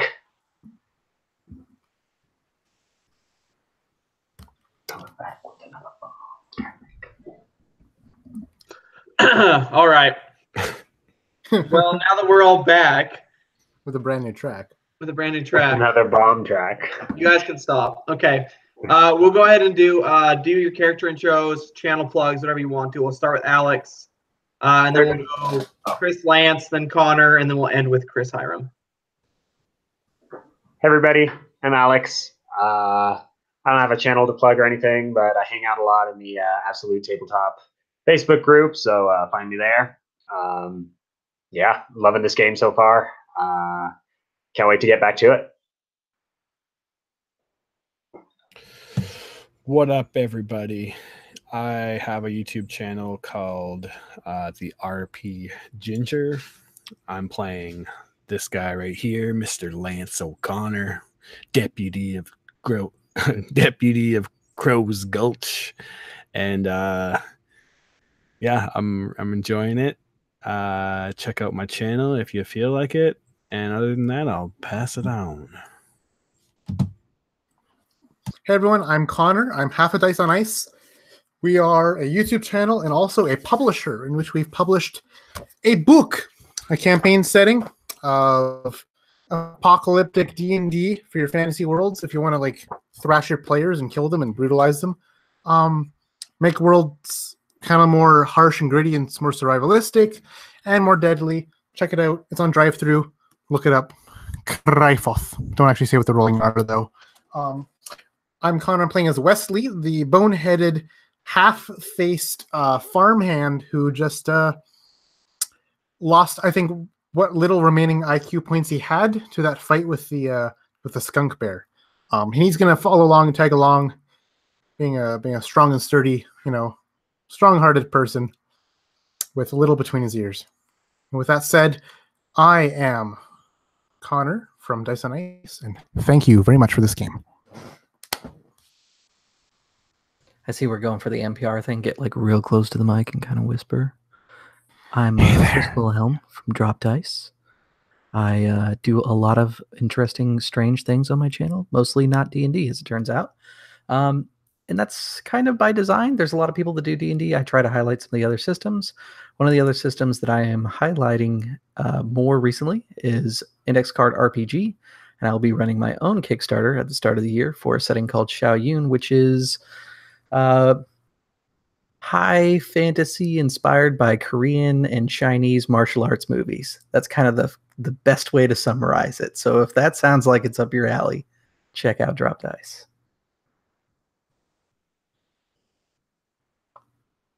Oh, there he is. And I'm Giantai. I had to drop my bowl off in the sink, okay? I had to get cereal. It is a late night dinner, all right, okay?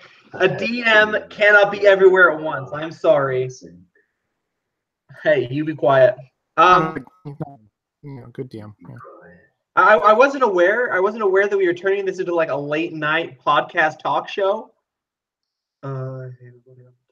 Yeah, so I was walking the other day to this place, and to this place? How ambiguous. sorry, it was a place with little signs. Anyway, it was neon. Anyway, that's not the good part of the story. Anyway, so I was walking, and on the side of the road, I see like this object, and it's got 4 legs, and it walks and it barks, and I was very scared of this object. This is such a vague story. I saw this object, and it had 4 legs. Wow, I can't think of any other objects that have 4 legs. But anyways, no, I am DM Ty. This is from my channel, On a Roll. If you're tuning in here, you're obviously knowing where it's at. That's ROLE, like role play. I feel like I have to specify that every single time now.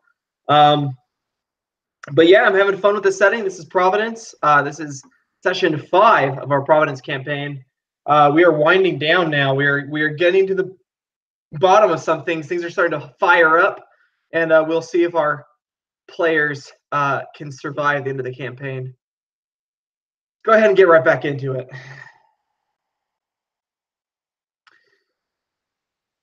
So as you're leaving the Boughton estate, Samuel will kind of let you guys out the gate. You'd see that he kind of looks. Everybody really looks concerned, like all of these people. Though the Boughtons are involved in many illicit activities, you see that their guards are loyal and that they care about them, which is a strange thing to see for an employer. And so they'd kind of like he'd like let you out, kind of like giving you guys nods as you step out the gate, and they shut up behind you. You let me know if I can do anything for you, Hiram. Okay. Actually, Samuel, there might be. Kind of like, oh, You or some of the boys, I'd send up at least a couple. There's been so attacks lately and everything. See if you can figure out what's going on with the water. Try and follow it back to its source. The waterfall. The waterfall stopped. I don't know any better way to explain what's happening. If you go down to the oasis, you'll see what I'm talking about. Try and walk them back. You'll probably, from the sounds of it, end up in the gorge, in the gulch. See if there's got anything in there that might be stopping up the water. Townspeople are starting to whisper. I'm sure the Botans would like to get that under control soon. yeah, I can take a couple of the boys up, see what I can find. Just keep an ear out. What with the sow and everything. Can I give you a nod? Yeah, of course. Anything else? No, I think that's it. You kind of give you a nod. Yeah, I'll get on that. Where will I find you? How will I? Or are you gonna come find me when you are ready to get some answers? Just report him back to the Botans. Really, you're doing the family a favor at this point. Yeah, of course, Hiram. And you kind of like shout up to the wall for a couple of the guys. I'll go look into it right away.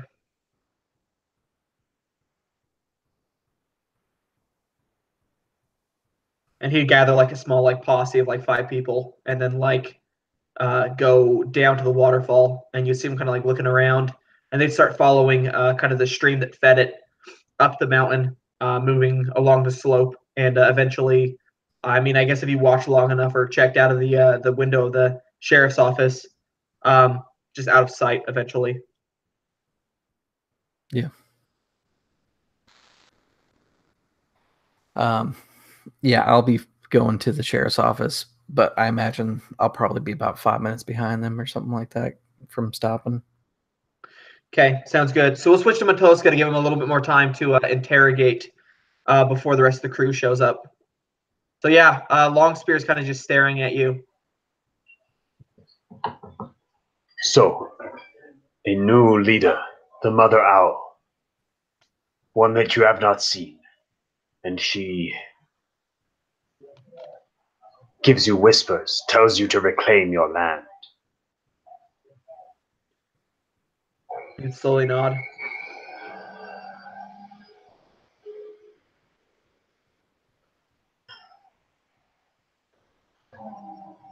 Tell me, has anything else changed recently? Anything different? You see him kind of like think for a minute, kind of like pondering, almost like trying to like figure out, like think if there's anything that he can think of that might get you off his case. The Mother Owl's been asking for us to give her our star steel lately. The chief has sanctioned it, told us that it's okay, that we should give her what she asks. I personally don't agree with it, but the chief is our leader for a reason. We honor him. Matoska grunts. I'm looking for a girl, a woman, by the name of Mawaki.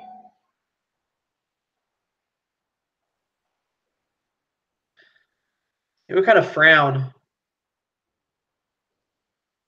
And he'd look at you, like thinking, I cannot say that I know a girl by this name.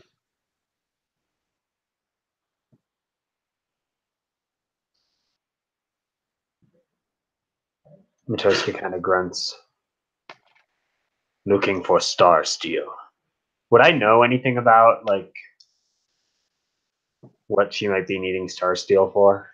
Does that ring a bell from, like, a legend or, like, a... Roll me history. All right, I have that. Or tradition, whichever you prefer. I have that too. Natural 20. For which one? Oh, tradition. Okay. You know that traditionally, the reason why they revere the star still is because it has number one, it comes from the heavens. You know, falls from the heavens. They believe it's pieces of the great spirit of this god that they worship. Essentially, they believe that they are like blessings sent from him. So they revere and they worship the star steel as if it is a god, like it is part of a god. But you know that star steel has some interesting properties. Number one, it never rusts.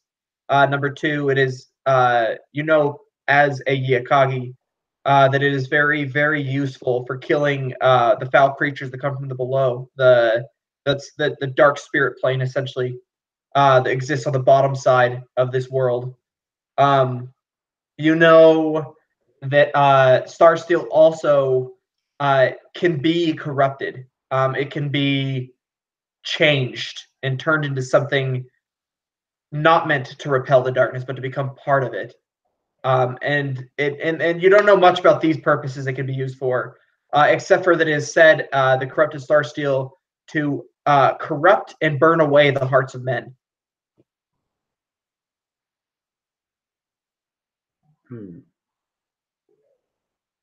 Oh, additionally, with the Nat 20, you would remember that. Oh, actually, I don't think you saw the metal tattoo on the back of Marvin's neck, or no, you wouldn't actually know that. You wouldn't have seen it. Only Hiram has seen it.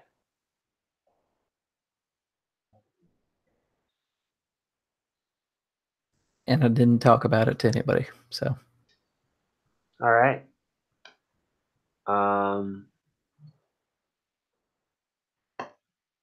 So yeah, for whatever reason, she's gathering star steel. It seems like something messed up is probably going on. She could be using it to try to make weapons to kill the creature of the below, but she could also be disarming these people of their weapons to kill the creatures of the below. And what makes it worse, it's possible to change it into a dark substance that corrupts and burns the hearts of men.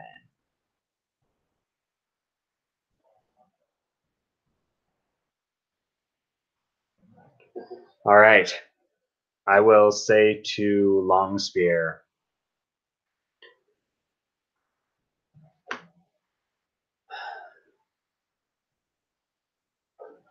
I sometimes follow the way of the Mother Owl. I have in the recent past, but I only do so when my will is weak. The Mother Owl, she seeks to corrupt. She is a curse, not a blessing. Maku Urakor Kadot. That you don't know that phrase yet, but he would say that to you. Okay. Maklau uakor kadot is what he kind of like says, and that means the mother owl is coming. I would kind of nod, having seen that in my vision from before, the huge owl. Know this, Longspear. This is not a blessing, but a curse. I repeat it.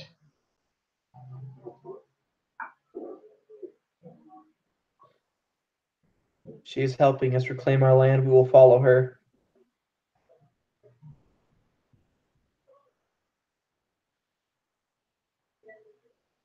I kind of look around.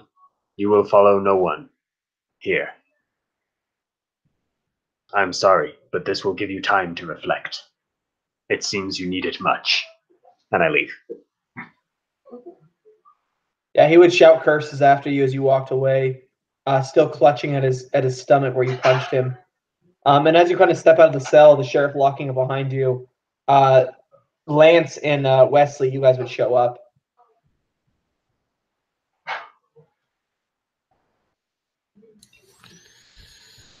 Hey there, Sheriff. Watoska. Get anywhere with him? I kind of nod. The Soul have come under new leadership. New violent leadership. A leadership that urges them to fight even more than they normally do and reclaim the lands that were once theirs. He doesn't say anything about the Star Steel or the Mother Owl, but he's been talking to this guy in tribal speak for like probably 10 minutes, 10, 15 minutes. So he has to give some sort of explanation. That's what he says. There's a new leader of the So who's pushing them to be more aggressive. All right. Well, I believe we must go there. Visit these So and understand the source of this problem. And if this new leadership is making them be more violent, how do you think they'll take to us showing up? Wes leans into Lance's ear a bit. Mr. Lance, Deputy Sir, them So are the ones that killed old Jeb. If you remember, if you reckon that. In kind of in hushed tones. There's a bit of like a somber sorrowness to his voice. Yeah. I do like them so. Their leader pushes them to reclaim lands that were once theirs and that they have been driven off. Can you deny this, Deputy? I mean, I don't know much about the history here in Gulch. Whose land's what? I know who now has it now. I believe they've had it for a while. Mataska grunts and says, I will not take part in these battles between the natives and the newcomers. I do not know who is right and who is wrong. Well, hopefully we can put an end to these battles before they start. That would be the more optimal solution. Sure, we can come up to a healthy compromise between the two groups here. Maybe if we bring Long Spear back as a token of our good favor. Speak to this leader. Tell him that we're not the enemies. Mataska kind of looks back at Longspear, looks at you. These people are lost.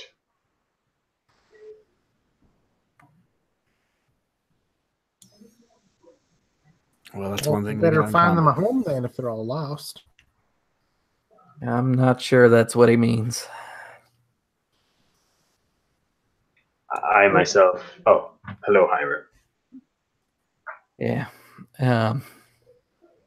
Speaking of So, it kind of like lingers on the jail cell.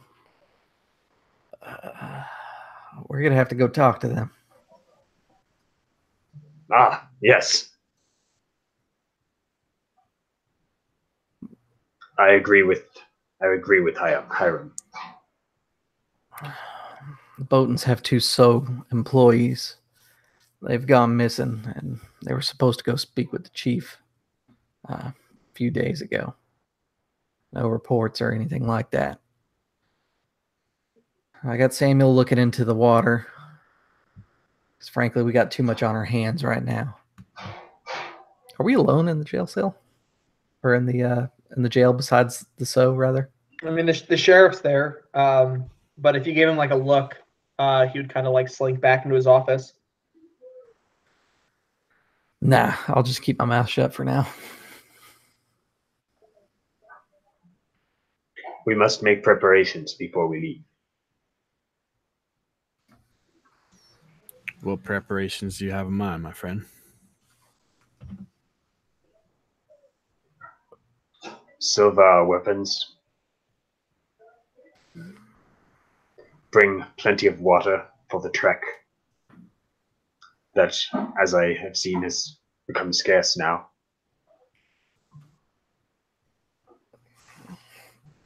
True. If we have any extra, we can always offer it as a peace offering. Talk to anyone we need to talk to before we leave. We may not be coming back.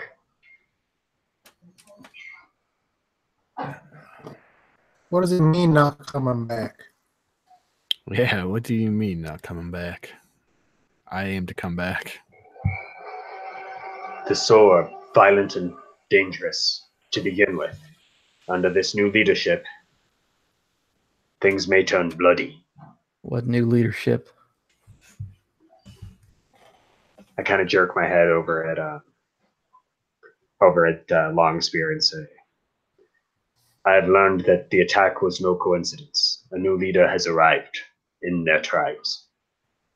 One that aims to reclaim the lands that were taken from them. I cannot say that I blame them for wanting to reclaim what was theirs and what was taken by force. That's a whole lot different of a story than Liz's rendition of Crow's Gulch. Regardless, Votans can get us involved with the previous chieftain. I don't think a letter of introduction is going to work with a new chieftain that wants to take the lands back from the Votans. I do not think she will harm me. I'm sorry, did you say will not harm you? I kind of nod. And what about the rest of us? Thanks, Andy. Perhaps it would be prudent to gauge the atmosphere of the situation before white men enter the clan territory. Engage damn atmosphere.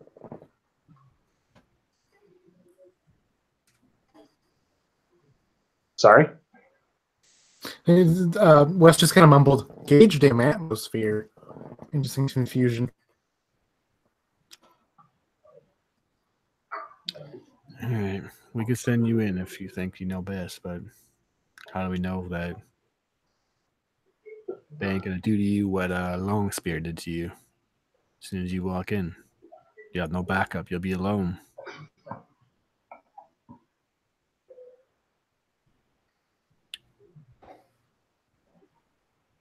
I'm assuming that their tribe is a couple more than just us 4, 5. 4. 1 or 5 will not make a difference facing an entire tribe.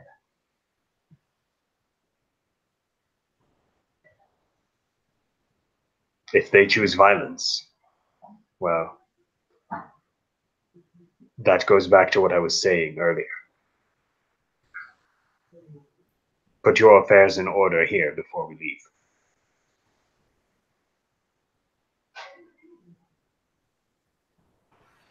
You sure have a good spin on optimism there, Matoska.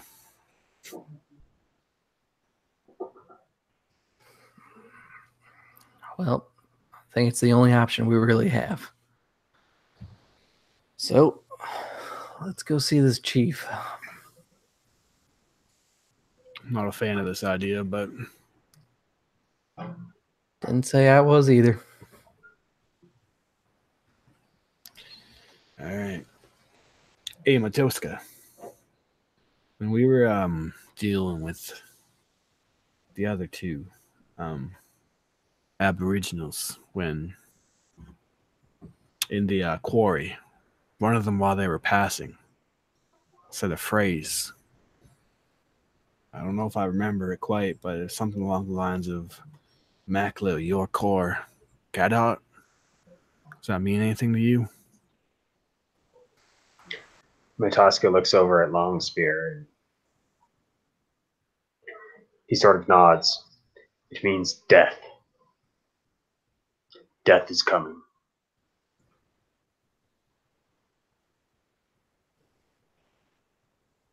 Promising.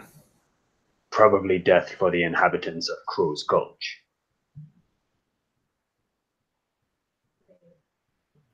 Well, I guess it's best we get ahead of this situation then. Well, at least Yes. try to catch up to it. Sheriff, we're going to need some horses, some saddlebags, maybe a supply of water. And this might sound a bit strange, but you got any silver that we can use? Kind of like look at you and you say silver. Like he's kind of like nodding to each of them, and then you say silver, and he's like, maybe we got something from in the vault, confiscated items. I don't know. You can have a look. All right. Maybe get an advance on the payday here. Yeah. So like you can like he'd kind of walk you back towards like the confiscated vault. And like kind of like he'd open it up, and inside you would see, various items. There are a couple of revolvers in there, some confiscated fireweed, just like illicit items. But there would also be like a pouch of like fine silver flakes, like a big pouch of it. Cool. Any chance that there's like a rifle with some good range on it that I could grab? Yeah, you could borrow a rifle from the sheriff's supplies, essentially. I will do so. Okay. Yeah, you could pick up a rifle and probably like 20 bullets. What's the old stats on that bad boy? Are you grabbing a rifle or a repeating rifle? Probably whatever has the biggest caliber on it. Okay, let me hurry and get that for you then. Okay. So a normal rifle is 2d10 piercing, reload 5, so there are 5 bullets, range 80 to 240, and it is two-handed. All right. I got that in. Thank you, sir. No problem. And you can take that pouch of silver flakes too. Yeah, definitely. So I assume we all kind of make our way to like prepare whatever we need to prepare. Like maybe I don't know if like Wes wants to tell his mom he's leaving or something, or Hiram needs to go home to like get his stuff in order and whatever equipment he needs. And maybe while all that's happening, Matoska doesn't really have anywhere to go because he doesn't really have anywhere. He's staying here. And he would probably follow along with Lance and maybe I'd try to have a little chat with him.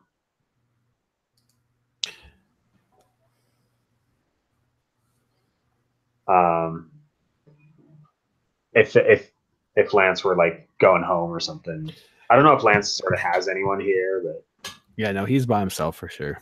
Yeah. So Matoska would say,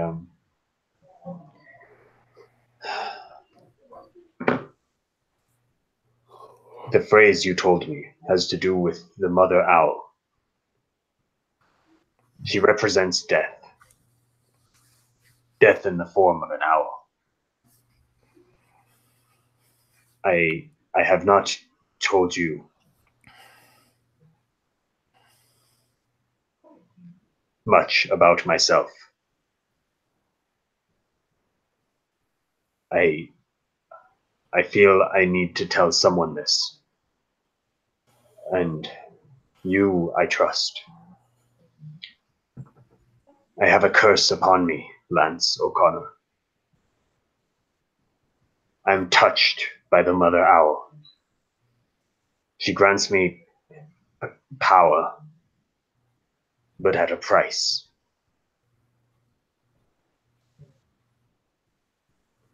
I foolishly used this power because I was seeking someone important to me. Someone I knew was here. I thought I could get information about her whereabouts. Instead,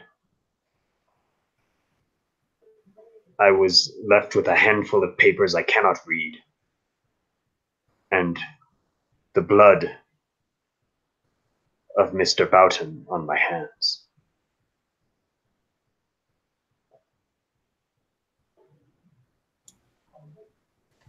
I imagine we were like kind of just walking alone, and I'm just kind of like taking it all in, like, all right, I don't really know where you're going with this. And then you say that, and I just kind of like stop talking or stop walking and look you directly in the eyes and say, I'm sorry, I missed that last part.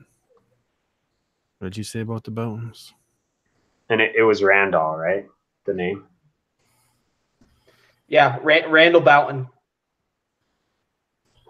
Randall Boughton. I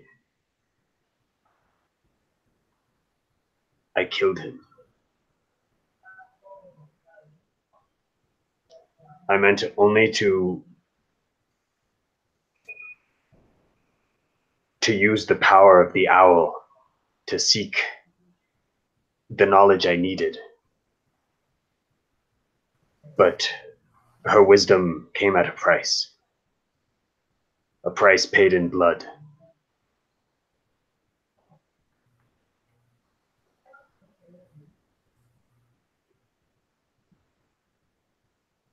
I actually take a momentary step back.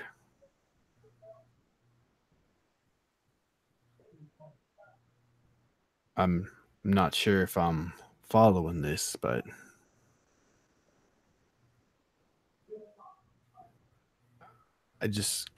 you're telling me it was you that killed Randall. He sort of nods and says, I wasn't myself at the time. I had come out of... It's difficult to explain, but I understand that I acted with dishonor and that I must face consequences. However, I cannot do so now. I came here for a purpose, to find one who is better than myself, who can do much to save and protect the land. Great things are happening that I do not understand, but I know I must find her and protect her from whatever darkness has overcome. Once that is done, I promise to you that I will face the consequences of my dishonor.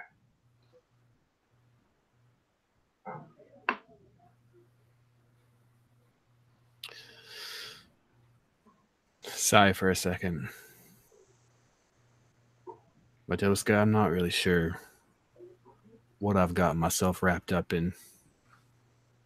I can tell you when I finished at the Peacekeeper Academy that I didn't think it would be this. I didn't think I'd be running around the night, grabbing silver, fighting who in the hell knows what, ghost men and crazy acid spraying fucking bears. But then you confessing this. all of that, everything else that I just said, that's been on a level of gray that I didn't know existed, but you've murdered a man. That's something I do understand. I think I can comprehend that something that I can't understand is going on here. And I do know that you play some piece in this. We need you for the show. But unfortunately, my friend, after that, I'll have to take you in. There's a law here. And you broke it, my friend.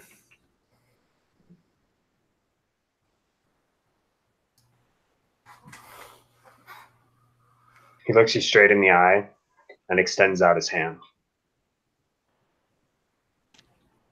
If you're anybody else, I wouldn't trust you. But you're a man that speaks with honesty in his heart. I recognize that. I'm sorry for whatever happened, but for now, I'd take your hand. Shake on it. I have your back. I hope you have mine. He nods. The paperwork. Let's see this. Cannot read it. But where is it?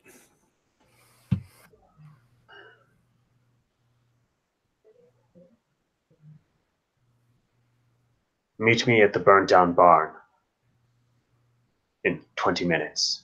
And he jumps into the air and turns into an owl and right in front of you. It's like, what the fuck? And like flies off. He had hid this paperwork, he had clamped it in his owl talons, and he had gone and hid it in a barn, like in the top area, like under some hay. And so he flies off into the afternoon, and goes and gets the papers and then brings them to the place where the barn burned down.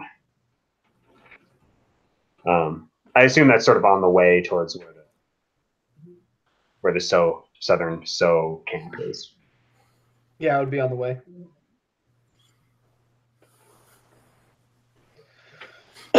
So I'm guessing you guys all meet up then on your way there. You can get horses, you can get whatever provisions you needed, water, food, whatever. The peacekeepers would basically cover the cost of that. And you guys could meet up at the burned out barn on Wesley's estate, on Wesley's home. If area. possible, actually, I'd prefer to meet up with him and see Finally? these papers before Hiram gets around. Yeah, you Lance can is going to get be doing some uncharacteristic some snooping. backdoor work here, if you Yeah, will. you can get there early. That's fine. Yeah, I don't necessarily need Hiram knowing that right away. Okay. Yeah, you can get there early. I'm just going to ask Hiram and Wesley, what are you guys doing while they're having this quick little meetup? Probably scratching my bandages. Oh, I think Hiram's probably getting together his travel pack, going down to the oasis and getting water. So I think he's going to pretty much be distracted by gathering adventuring gear. Mm-hmm. You would see the water of the oasis has probably gone down a foot already. Yeah, I won't worry about that too much at the moment. I will, however, because I have my twist draw on one side, I'm going to add a medium revolver to my belt on the other side. Okay. Actually, sorry, it's a twist draw, so both guns are on the same side. Okay. So probably like one hip holster and one like armpit holster. Let's see, a twist would be out like this. It would actually probably be one on the leg. Like it would still count as a belt, but it would be a drop hip holster. Yeah. Okay. Yeah, perfect. You can put 2 revolvers on the same side, easy. Yeah, because the idea is this way he can still do the twist. So when he pulls back, he'll have the second gun that'll come out on the bottom and turn over, whereas the top gun will be the full twist. Okay. Yeah, perfect. Okay, let's. Oh, go ahead. Sorry. Yeah, I think that's pretty much all he can do at the moment. So here's hoping for level 4 for our feet. Yeah. All right. Let's go ahead and do this quick meeting then. You would show up at the barn, Lance. Stepping inside, you remember the first night you were exposed to all this madness. The strange man with the glowing skin, the translucent skin almost, who could take bullets like they were candy. Just a monster, something that you couldn't even fathom existed. Burned to death in this barn.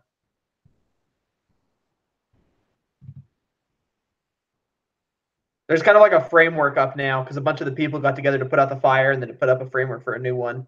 So it's kind of like a quarter completed. Like the walls are up, but the inside is kind of still tattered and ragged.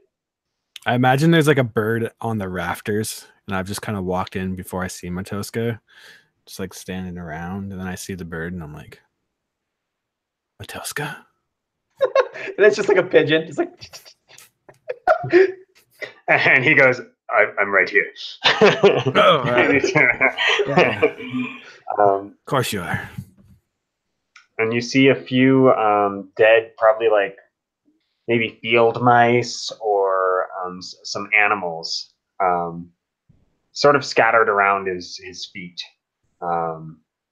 Whenever he transforms, there's a price, and that price is a life. In this case, the life of a small field animal. And he sort of hands you the documents. And I know of the Belton's missing documents, or is that just between? I think it was mentioned to you when you first went that there was like some documents missing off the table. I think Hiram said that to you. Yeah, I don't think I know it's the will yet, but I would take it almost reluctantly. Like I don't actually want this to be that because that means that Matoska's telling the truth. Yeah. But I kind of unfolded, and what do I see? As you pull it open, it says the will and testament of Randall Boughton. And it says, I, Randall Boughton, hereby declare a bunch of legal jargon, where essentially he passes off like different like parts of the town and like their control to like his sons and to his wife and his daughters. You see that Marcellus was to basically inherit the family estate and like be put in charge of running the city. That you find mention of the dueling ring, that is Dennis is to be in charge of it, which is kind of weird to you, like because you're like, wait, there's no one in charge of the dueling ring though. But it doesn't go any deeper than that. You would see that there is a mention of like different debts that are owed to the family, so they're not forgotten. Virgil's name is on there. A couple other people in the city. You'd see that a deal has been struck and sealed with Lawrence Pickering to sell in the northwestern corner of the farmland for his own use. Yeah. You would see that there is also included in this will and testament mention of another contract, of some other contract. And it says my heir Marcellus will take up the contract. And then you see there's a subclause beneath it. It says, in the case that this does not happen, Dennis, go to the place where he first stood.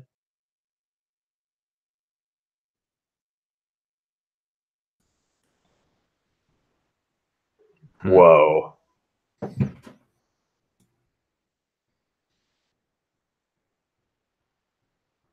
Imagine that doesn't mean a whole lot to me. Probably not. And I could think of one individual that maybe would know a bit more, but I have reasons to maybe hold off on sharing this information just yet. So I will look to Matoska and say, I can't believe I'm saying this. It pretty much goes against all morals that I believe in. But I feel that something bad is coming. And I feel you play some role in this. So for now, we keep this between us. When we're done with the show, I'm bringing you in. You'll stand trial. We'll go through the legal processes. What you found here, my friend, what you killed a man for, is his will. Does it mention the name Mawaki? No. He says, like, sort of with a desperate hope in his eyes that maybe all this that he did wasn't for nothing. Give you like a stern no. He sighs. We shook on it. I will honor our agreement. All right. The other boys should be here soon. I'm gonna tuck this away for now, and I'm actually gonna fold it in my my journal, my Reaver journal, and then just come out the barn, maybe close the burnt door, and wait for Hiram and Wesley. Yeah, you two would show up maybe like 10 minutes later. Wesley just walks out the back door.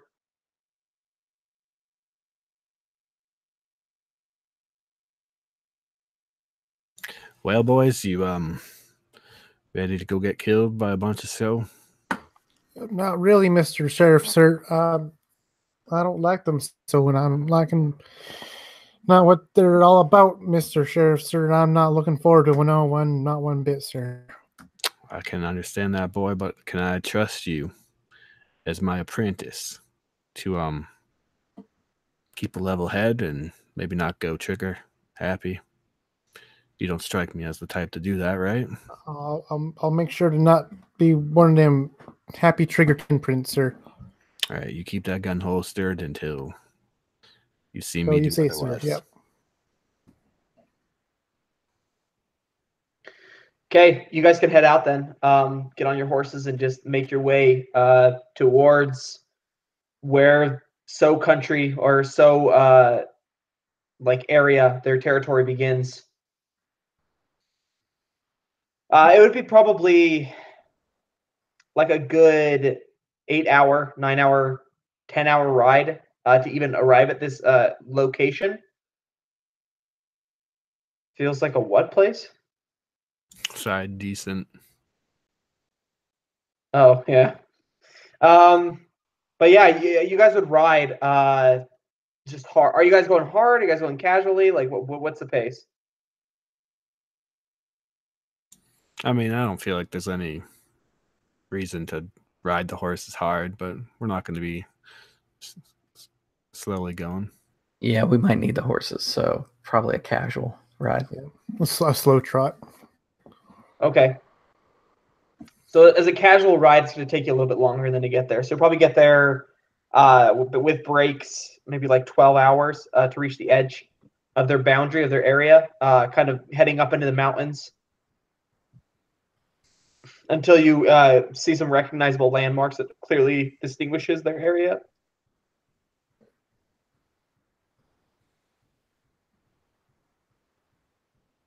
Roll me a survival or perception or investigation. That's everybody. Everybody?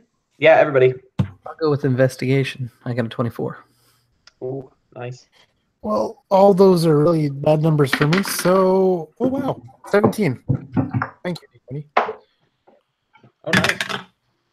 I got an 18 in survival. Okay. 14 on perception. So everyone except for Lance would notice the horse tracks that are a little bit older than yours, maybe from the day before, that kind of meet up with this trail that you guys have been following. 2 horses.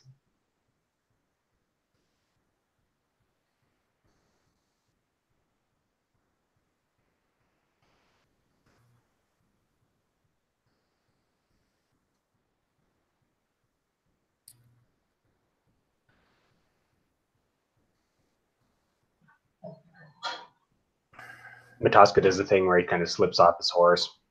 He's riding bareback, by the way. He took the saddle off before they left and kind of leans down to the ground, does the survival thing where he puts his fingers on the horse's hooves and sniffs it a little bit and kind of goes, 2 days ahead of us, 2 riders. These are the ones we seek. Yes? Well, it's their horses at least. If they were captured, the tracks will eventually lead us back to wherever the So are. Do the So have any traditions that we need to be aware of? Would I approach their tribe without being on horseback, or any reason that they'd leave their horses behind? I am trained in tradition, Ty. Would I know anything specific about the So? Simply because you have proficiency, I'd say that one thing you do know about the So is they don't like horses. They don't use them like at all. The only ones who really use the horses are the Neol and the Ko. So the So don't use them at all. So it might be wise to approach on foot. You would know that additionally, when you meet a chief or anyone of like a presumably higher rank than you among their people, you always give something of value from yourself to them, something that shows who you are. Not necessarily something of like value, but something that shows who you are. It's like an exchanging of personalities, basically. I kind of nod and I say, very insightful, Hiram. Indeed, the So do not like horses. We would be better off on foot from here on. Additionally, if each of you could, I should probably have said this when we were all in town still, before we split up to prepare, but if you could prepare an object, something that has a meaningful significance to you, to exchange with the leader when we meet him, that could help things go smoother. And as we kind of dismount, I would maybe tie the reins of the horse to a tree or something so we can proceed on foot. And I would also, as we're sort of walking, say, when I spoke earlier of new leadership, things work differently from the way you have it in human lands. There is a chief who gives orders, usually a strong warrior. The chief listens to the shaman for advice. The shaman makes decisions on things spiritual, and the chief executes. It is a dynamic difficult to explain, but this new leader is a shaman. I've studied these tribes before, and I believe that the Chief Ahagi will still be the one in power. We will be able to meet with him. So your writ of admittance will still hold, at least with him. Have that ready as well. All right.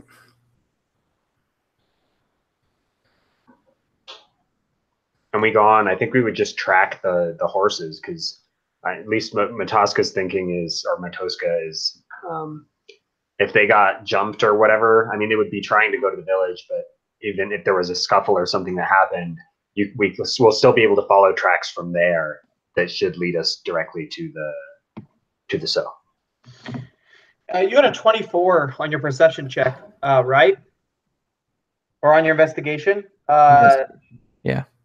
You would see something also that everybody else missed because you rolled so high. There's a third set of tracks that kind of comes up behind the other pair. Probably came in last night.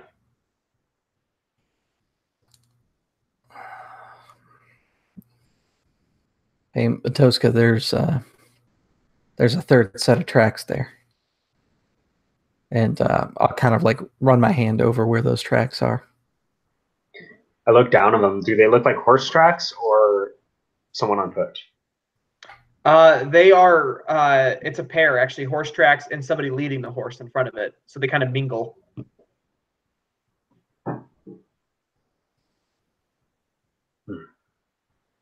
It seems someone has already gone this way. Perhaps someone who knew of the soul dislike for horses. All right. Well, this seems safe enough for the horses. These ones are doing okay. Maybe we should leave ours here now. I kind of nod. I think that would be better. Yeah.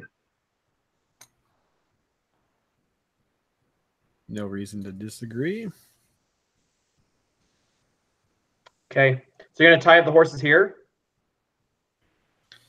I mean, so are we like at the border of a forest or something? What's the terrain like? Yeah. You're like at the base of like a trail that leads up into the cliffs. You know that the southernmost tribe of So make their home essentially at the top of these cliffs. Okay. I was thinking like if it was like a pretty heavily wooded area, we could like tie them to a tree off the trail and leave them somewhere where they wouldn't probably be seen from afar or something. If they're like way out in the open, just tied up, then I would maybe prefer to lead them just so that. I mean, you're up in the mountains. Take them or kill them or whatever. Yeah, I mean, if we're in the mountains and there's like lowland grass around here, we could probably just leave them no graze. I mean, that in our world, that's what they used to do with horses when they'd leave them. Is they'd leave them so the horses could at least eat and be alive for when you come back. Because horses don't really travel a lot without any provocation.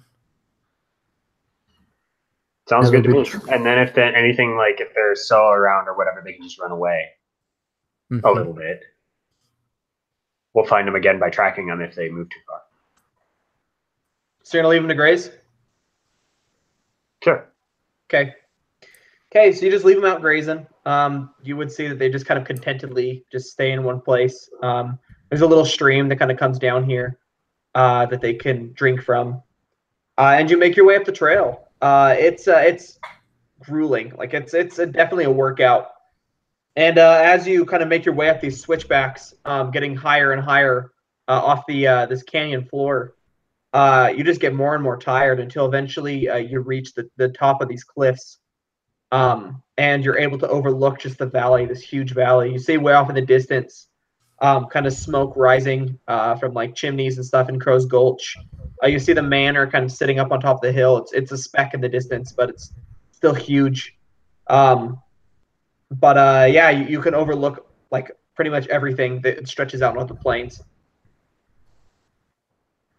The trail continues up the like over a small hill, and once you reach the top of the hill, you see like a bunch of like clay and clay and wood houses, wigwams that have kind of been built as a more permanent establishment in this area. But you don't, at least from where you're standing, you can't see a single So.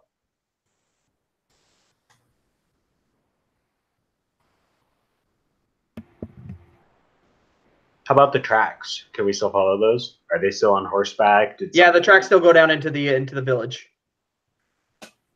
Roll me a perception check, Matoska.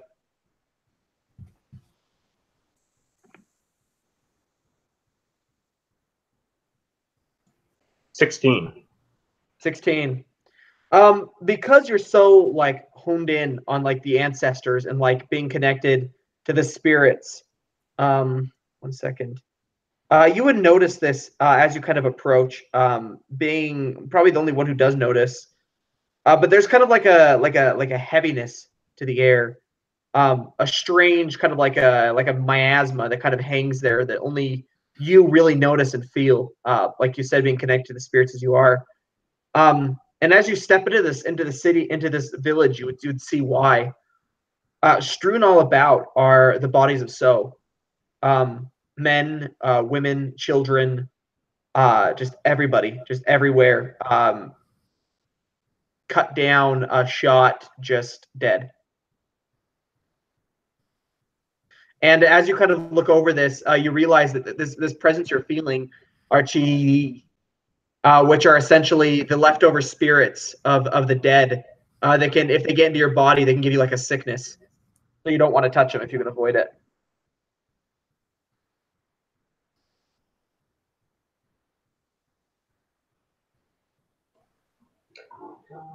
I kind of hold my hand back and say, the GED are strong here.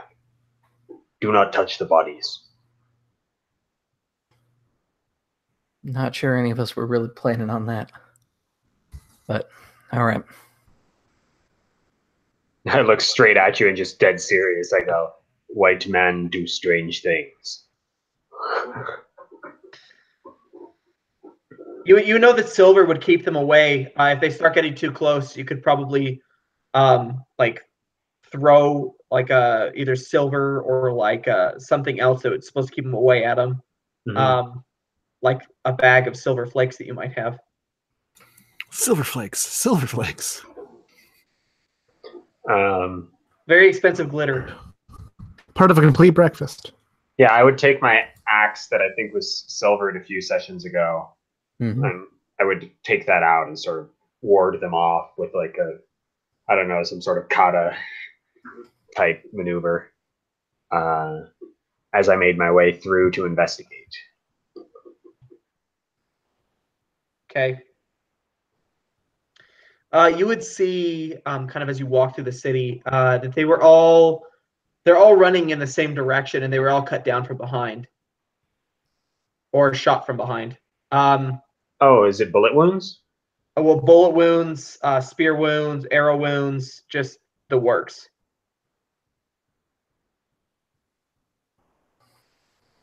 Does it look like any of them were fighting each other? You don't see any, like, they're all just like you don't see any other bodies but you can't really tell. But did it look like were killing other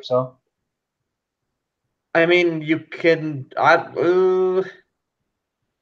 like is one of them dead with a bloodied weapon on his hand and it's still in his hand, like he killed someone and then he got killed? No, it looks like they were all just running. All the people were running in fear. Okay, it doesn't look like it was a battle. It looked like just running. Yeah, everyone running and everyone got cut down. Yep. Or shot. Man, that's heavy. Is there any indication of markings on said arrows, or maybe like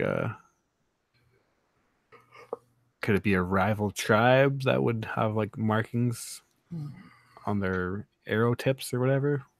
Not tips, sorry, but roll me roll me like a history. History, eh? Nope. Definitely not. Okay. You can't really pick anything out. They just look like arrows to you. The village is eerily quiet, just silent.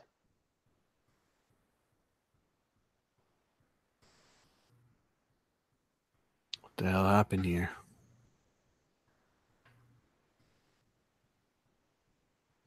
Is this a war between all the clans, Matoska? This is not what aftermath of war looks like, my friend. Women, children, shot down as they were running. No tribe would do this. They would fight warrior against warrior. Keep the women and the children. They would take them as prizes. Reminds me of when old Jeb died. On top of that, It does not seem like any of the fallen belonged to the attacking force. You see here, none of these men and women have any blood on their own weapons. They were taken by surprise. They were fleeing and cut down. In a war, there are equal deaths on both sides. Guess that depends on who they were fighting or running from. We don't see any sign of the two that Hiram is here looking for. You know that if they were being kept as prisoners, it'd probably be inside the chief's hut or somewhere near it. And maybe in the gathering hall. Yeah, let's check the chief's hut first. Josko, what one do you reckon is the chief's? Or sorry, go ahead, Hiram. I was just agreeing. Yeah, it'd probably be like the biggest hut, right? Yeah, just the biggest one. Yeah, I'd go over there, take a spear, lift open the flap. Yeah, so you could get inside very easily. You see the door's been like broken down. There are signs of a struggle inside. A little bit of blood on the floor and on the wall. But yeah, that's pretty much it. There's nobody else in there.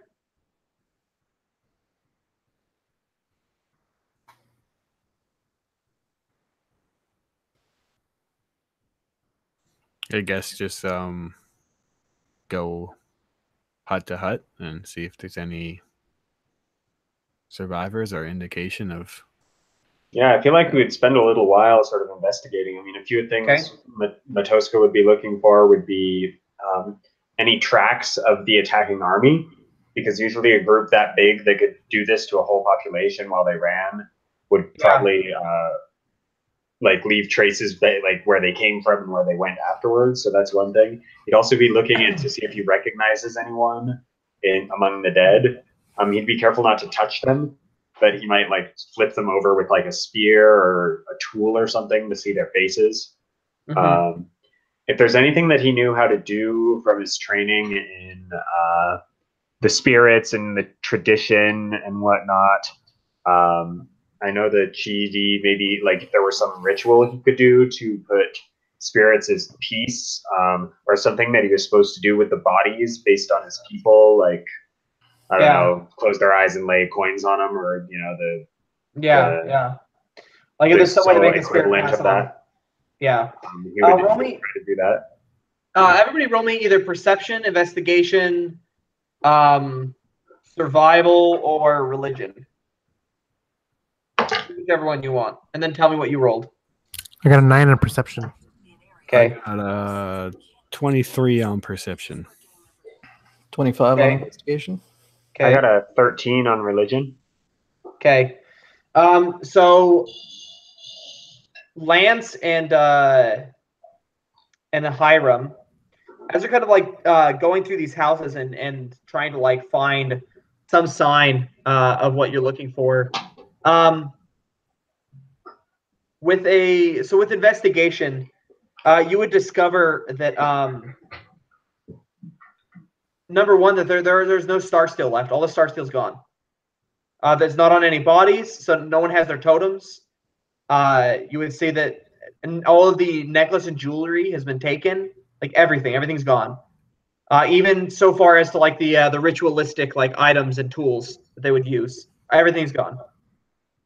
With a perception check, Lance, you would see that there is a large number of like a group of maybe 20 people that came and then left, going further deeper into the mountains. With the religion check, you know that the only way to let a Chidi pass on is to let it calm down. Essentially, it's usually from the spirits. The Chidi are usually the spirits of the murdered, of people who were murdered, that are still trying to come to terms with the fact that they're dead. So the only way to really let them pass on is just to let them pass on, to wait and not antagonize them.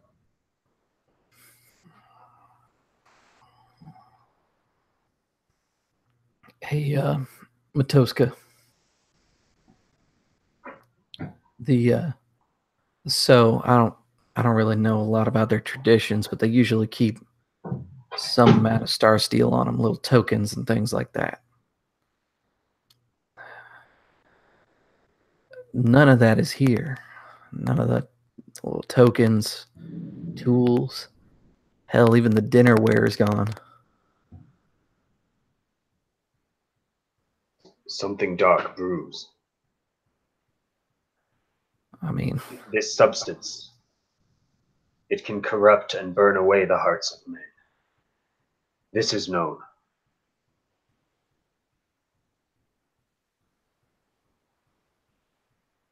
you mentioned there's a shaman and a chief. Do any of these look like they might be them? I take a cursory glance. I've inspected everybody. I don't assume that I've found the chief or the shaman. Yeah, I'm assuming you guys haven't gone into the longhouse yet, because that would be probably what you do as a group, right? The longhouse. Yeah. Like the ceremonial house where they would like do all their rituals and where they'd have their gatherings and everything. No, we sent Lesson unarmed by himself there. Okay, the one-eyed cripple. Yep. No, yeah. Got this. You would not see like because they'd have special like adornments and clothing they'd wear, and they'd probably look a certain way. You don't see any chiefs or like chieftains or like shamans. I just shake my head. The star steel. It is most disturbing. It can be transformed into a dark substance.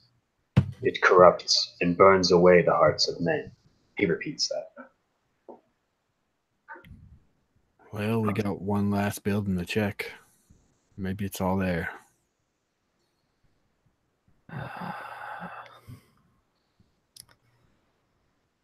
I guess we'll find out soon enough. I think it's time to maybe unholster that revolver a bit. Hey Wes, why don't you go first? It looks. I'll go first. Oh, Matoska Both straps both hands are prepped to grab pistols. Like, go on, Wes, open the door. Wes nods Nice. and like you see he's like shaking in his boots, but goes to open the door I strap my shield to my arm. or whatever, wave open the tent flap or whatever the heck it is. And when you do, I say, be careful not to disturb the spirits of the dead. Spirits? Because that sounds ominous. Okay. He's pooping in his diaper right now. Sounds Okay. like something Legolas would say. Be wary of the spirits of the dead, man. Okay, you push the doors, these like flaps essentially, they're doors open, and it reveals kind of this long hall. You would see that the tables, the ones sat in the center, have been like flipped over and like moved out of the way in like haste to get out. You see that once decorative like tribal paintings and other items that might have hung from the wall are on the floor, just dashed to bits. You would see that at the far end where the fire would have sat, that it is extinguished, and that the place behind the fire where the chief would sit, a single shadowy silhouetted form rests. There's someone in here. I'd yell backwards. I'd be like right behind him. Yeah, Matoska would follow closely. I'd peek in. I don't speak actually any or anything, so I'm pretty sure this is a job for Mr. Matoska.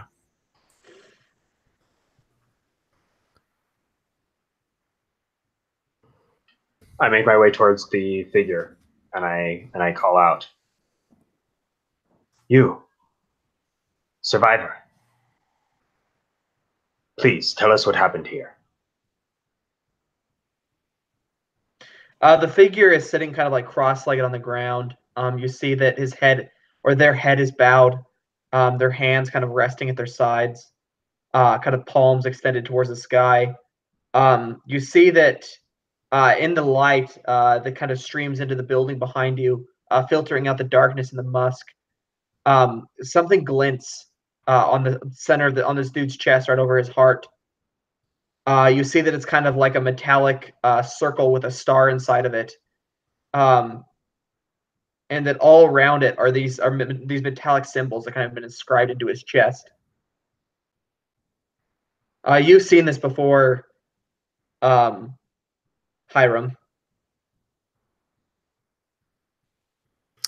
Yeah, I think Hiram's in the door frame, so he's got that kind of like as you're stepping into a building where you're kind of blind. So I don't know that he's picked up on it just yet. Okay. Well, I'm just saying that you'll know what it is when you see it. Yeah. Did this? We fought a weird undead creature before in the barn when we burned it, right? Yeah, but nobody's really saw the thing on the back of his neck except for Hiram, who dueled him to the death and then left him inside the barn to die. Okay, but wasn't there something weird happening when we burned him with symbols? Like they were left over in the ground, or It went up. there in a was plume something of in the smoke. smoke or something? Yeah. I remember symbol- something strange, but I can't remember exactly what. I think it went up in smoke, if I remember right. Yep, it went up in the smoke. Got it. Matasku swirl his axe in one hand and grip it firmly as he advanced his shield forward, and he would just repeat to himself, "Corrupts and burns away the hearts of men," as this person doesn't answer, as he approaches warily. I imagine the others sort of fanning out with their guns ready, and he's walking into melee with whatever this thing is. Yeah, so the figure slowly stands to his feet as you approach him. His head kind of slumped to the side. And as you get closer, he slowly looks up at you. You see that in the darkness, with the light filtering through, his skin is translucent. You see that his eyes are kind of this like almost like a crimson gold. As he looks up at you, you see that his face is kind of slack, and he has these kind of paint marks all over his face and on his body that mark him as the chief. And then he takes a step towards you. Let's go ahead and roll initiative. Oh yeah. I kind of go, "May your spirit rest in peace, noble chieftain," and just holler at him. Oh, and I rolled a 19 on my initiative, plus 2, 21. Okay, so we've got an initiative. Go ahead and post in the chat. Oh, goodness.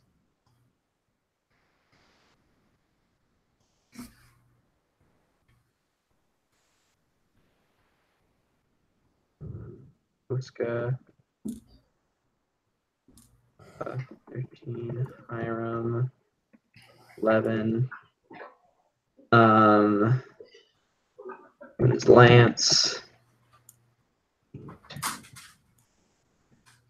And then at the very bottom of the order, last but not least, is our friend Wesley. I need to hurry and roll a d4. Are we going to go through with this battle, or because I know it might take a little while? How's everybody feeling on time? Yeah, how is everybody feeling? Because we could just leave it here if you guys are tired. I have to get up pretty early tomorrow. Okay. That's my vote. That's sort of same here. So kind of why I was bringing it up. Yeah, I gotta be up in 5 hours. Okay. Yeah, I'm in the same boat. So Okay. Yeah, this might take a little bit I'm longer. outvoted regardless of what I say, but I'm cool. Oh, I'm outvoted regardless of You what can I make say. it look too. like I was gonna say you can make it look like you did that cool GM move of roll initiative. All right, we'll see this next week. Yeah, we'll see Cliffhanger. this next I week. pull that one all the time. Cool Tune GM in next thing. week. Yeah, tune What? in Did you next beat week. my initiative? No way! Yeah. You're not supposed to tell the audience. Goodness, amateur. All right, guys, we'll tune in next week to see the next the finale. Well, not the finale, but to see The how finale. this goes. It's not the finale. You guys have a lot more to figure out still. Hey, shut up. Hey, the Chi-D are in the initiative round, man. I told you not to disturb the dead, the spirits of the dead. I Well, was gonna guys, say, we're gonna go ahead and end. We can chat briefly afterwards. And yeah, hope you find yourselves a game. That was not even intelligible. Hope you find yourselves in your games on a roll. All right, there we go.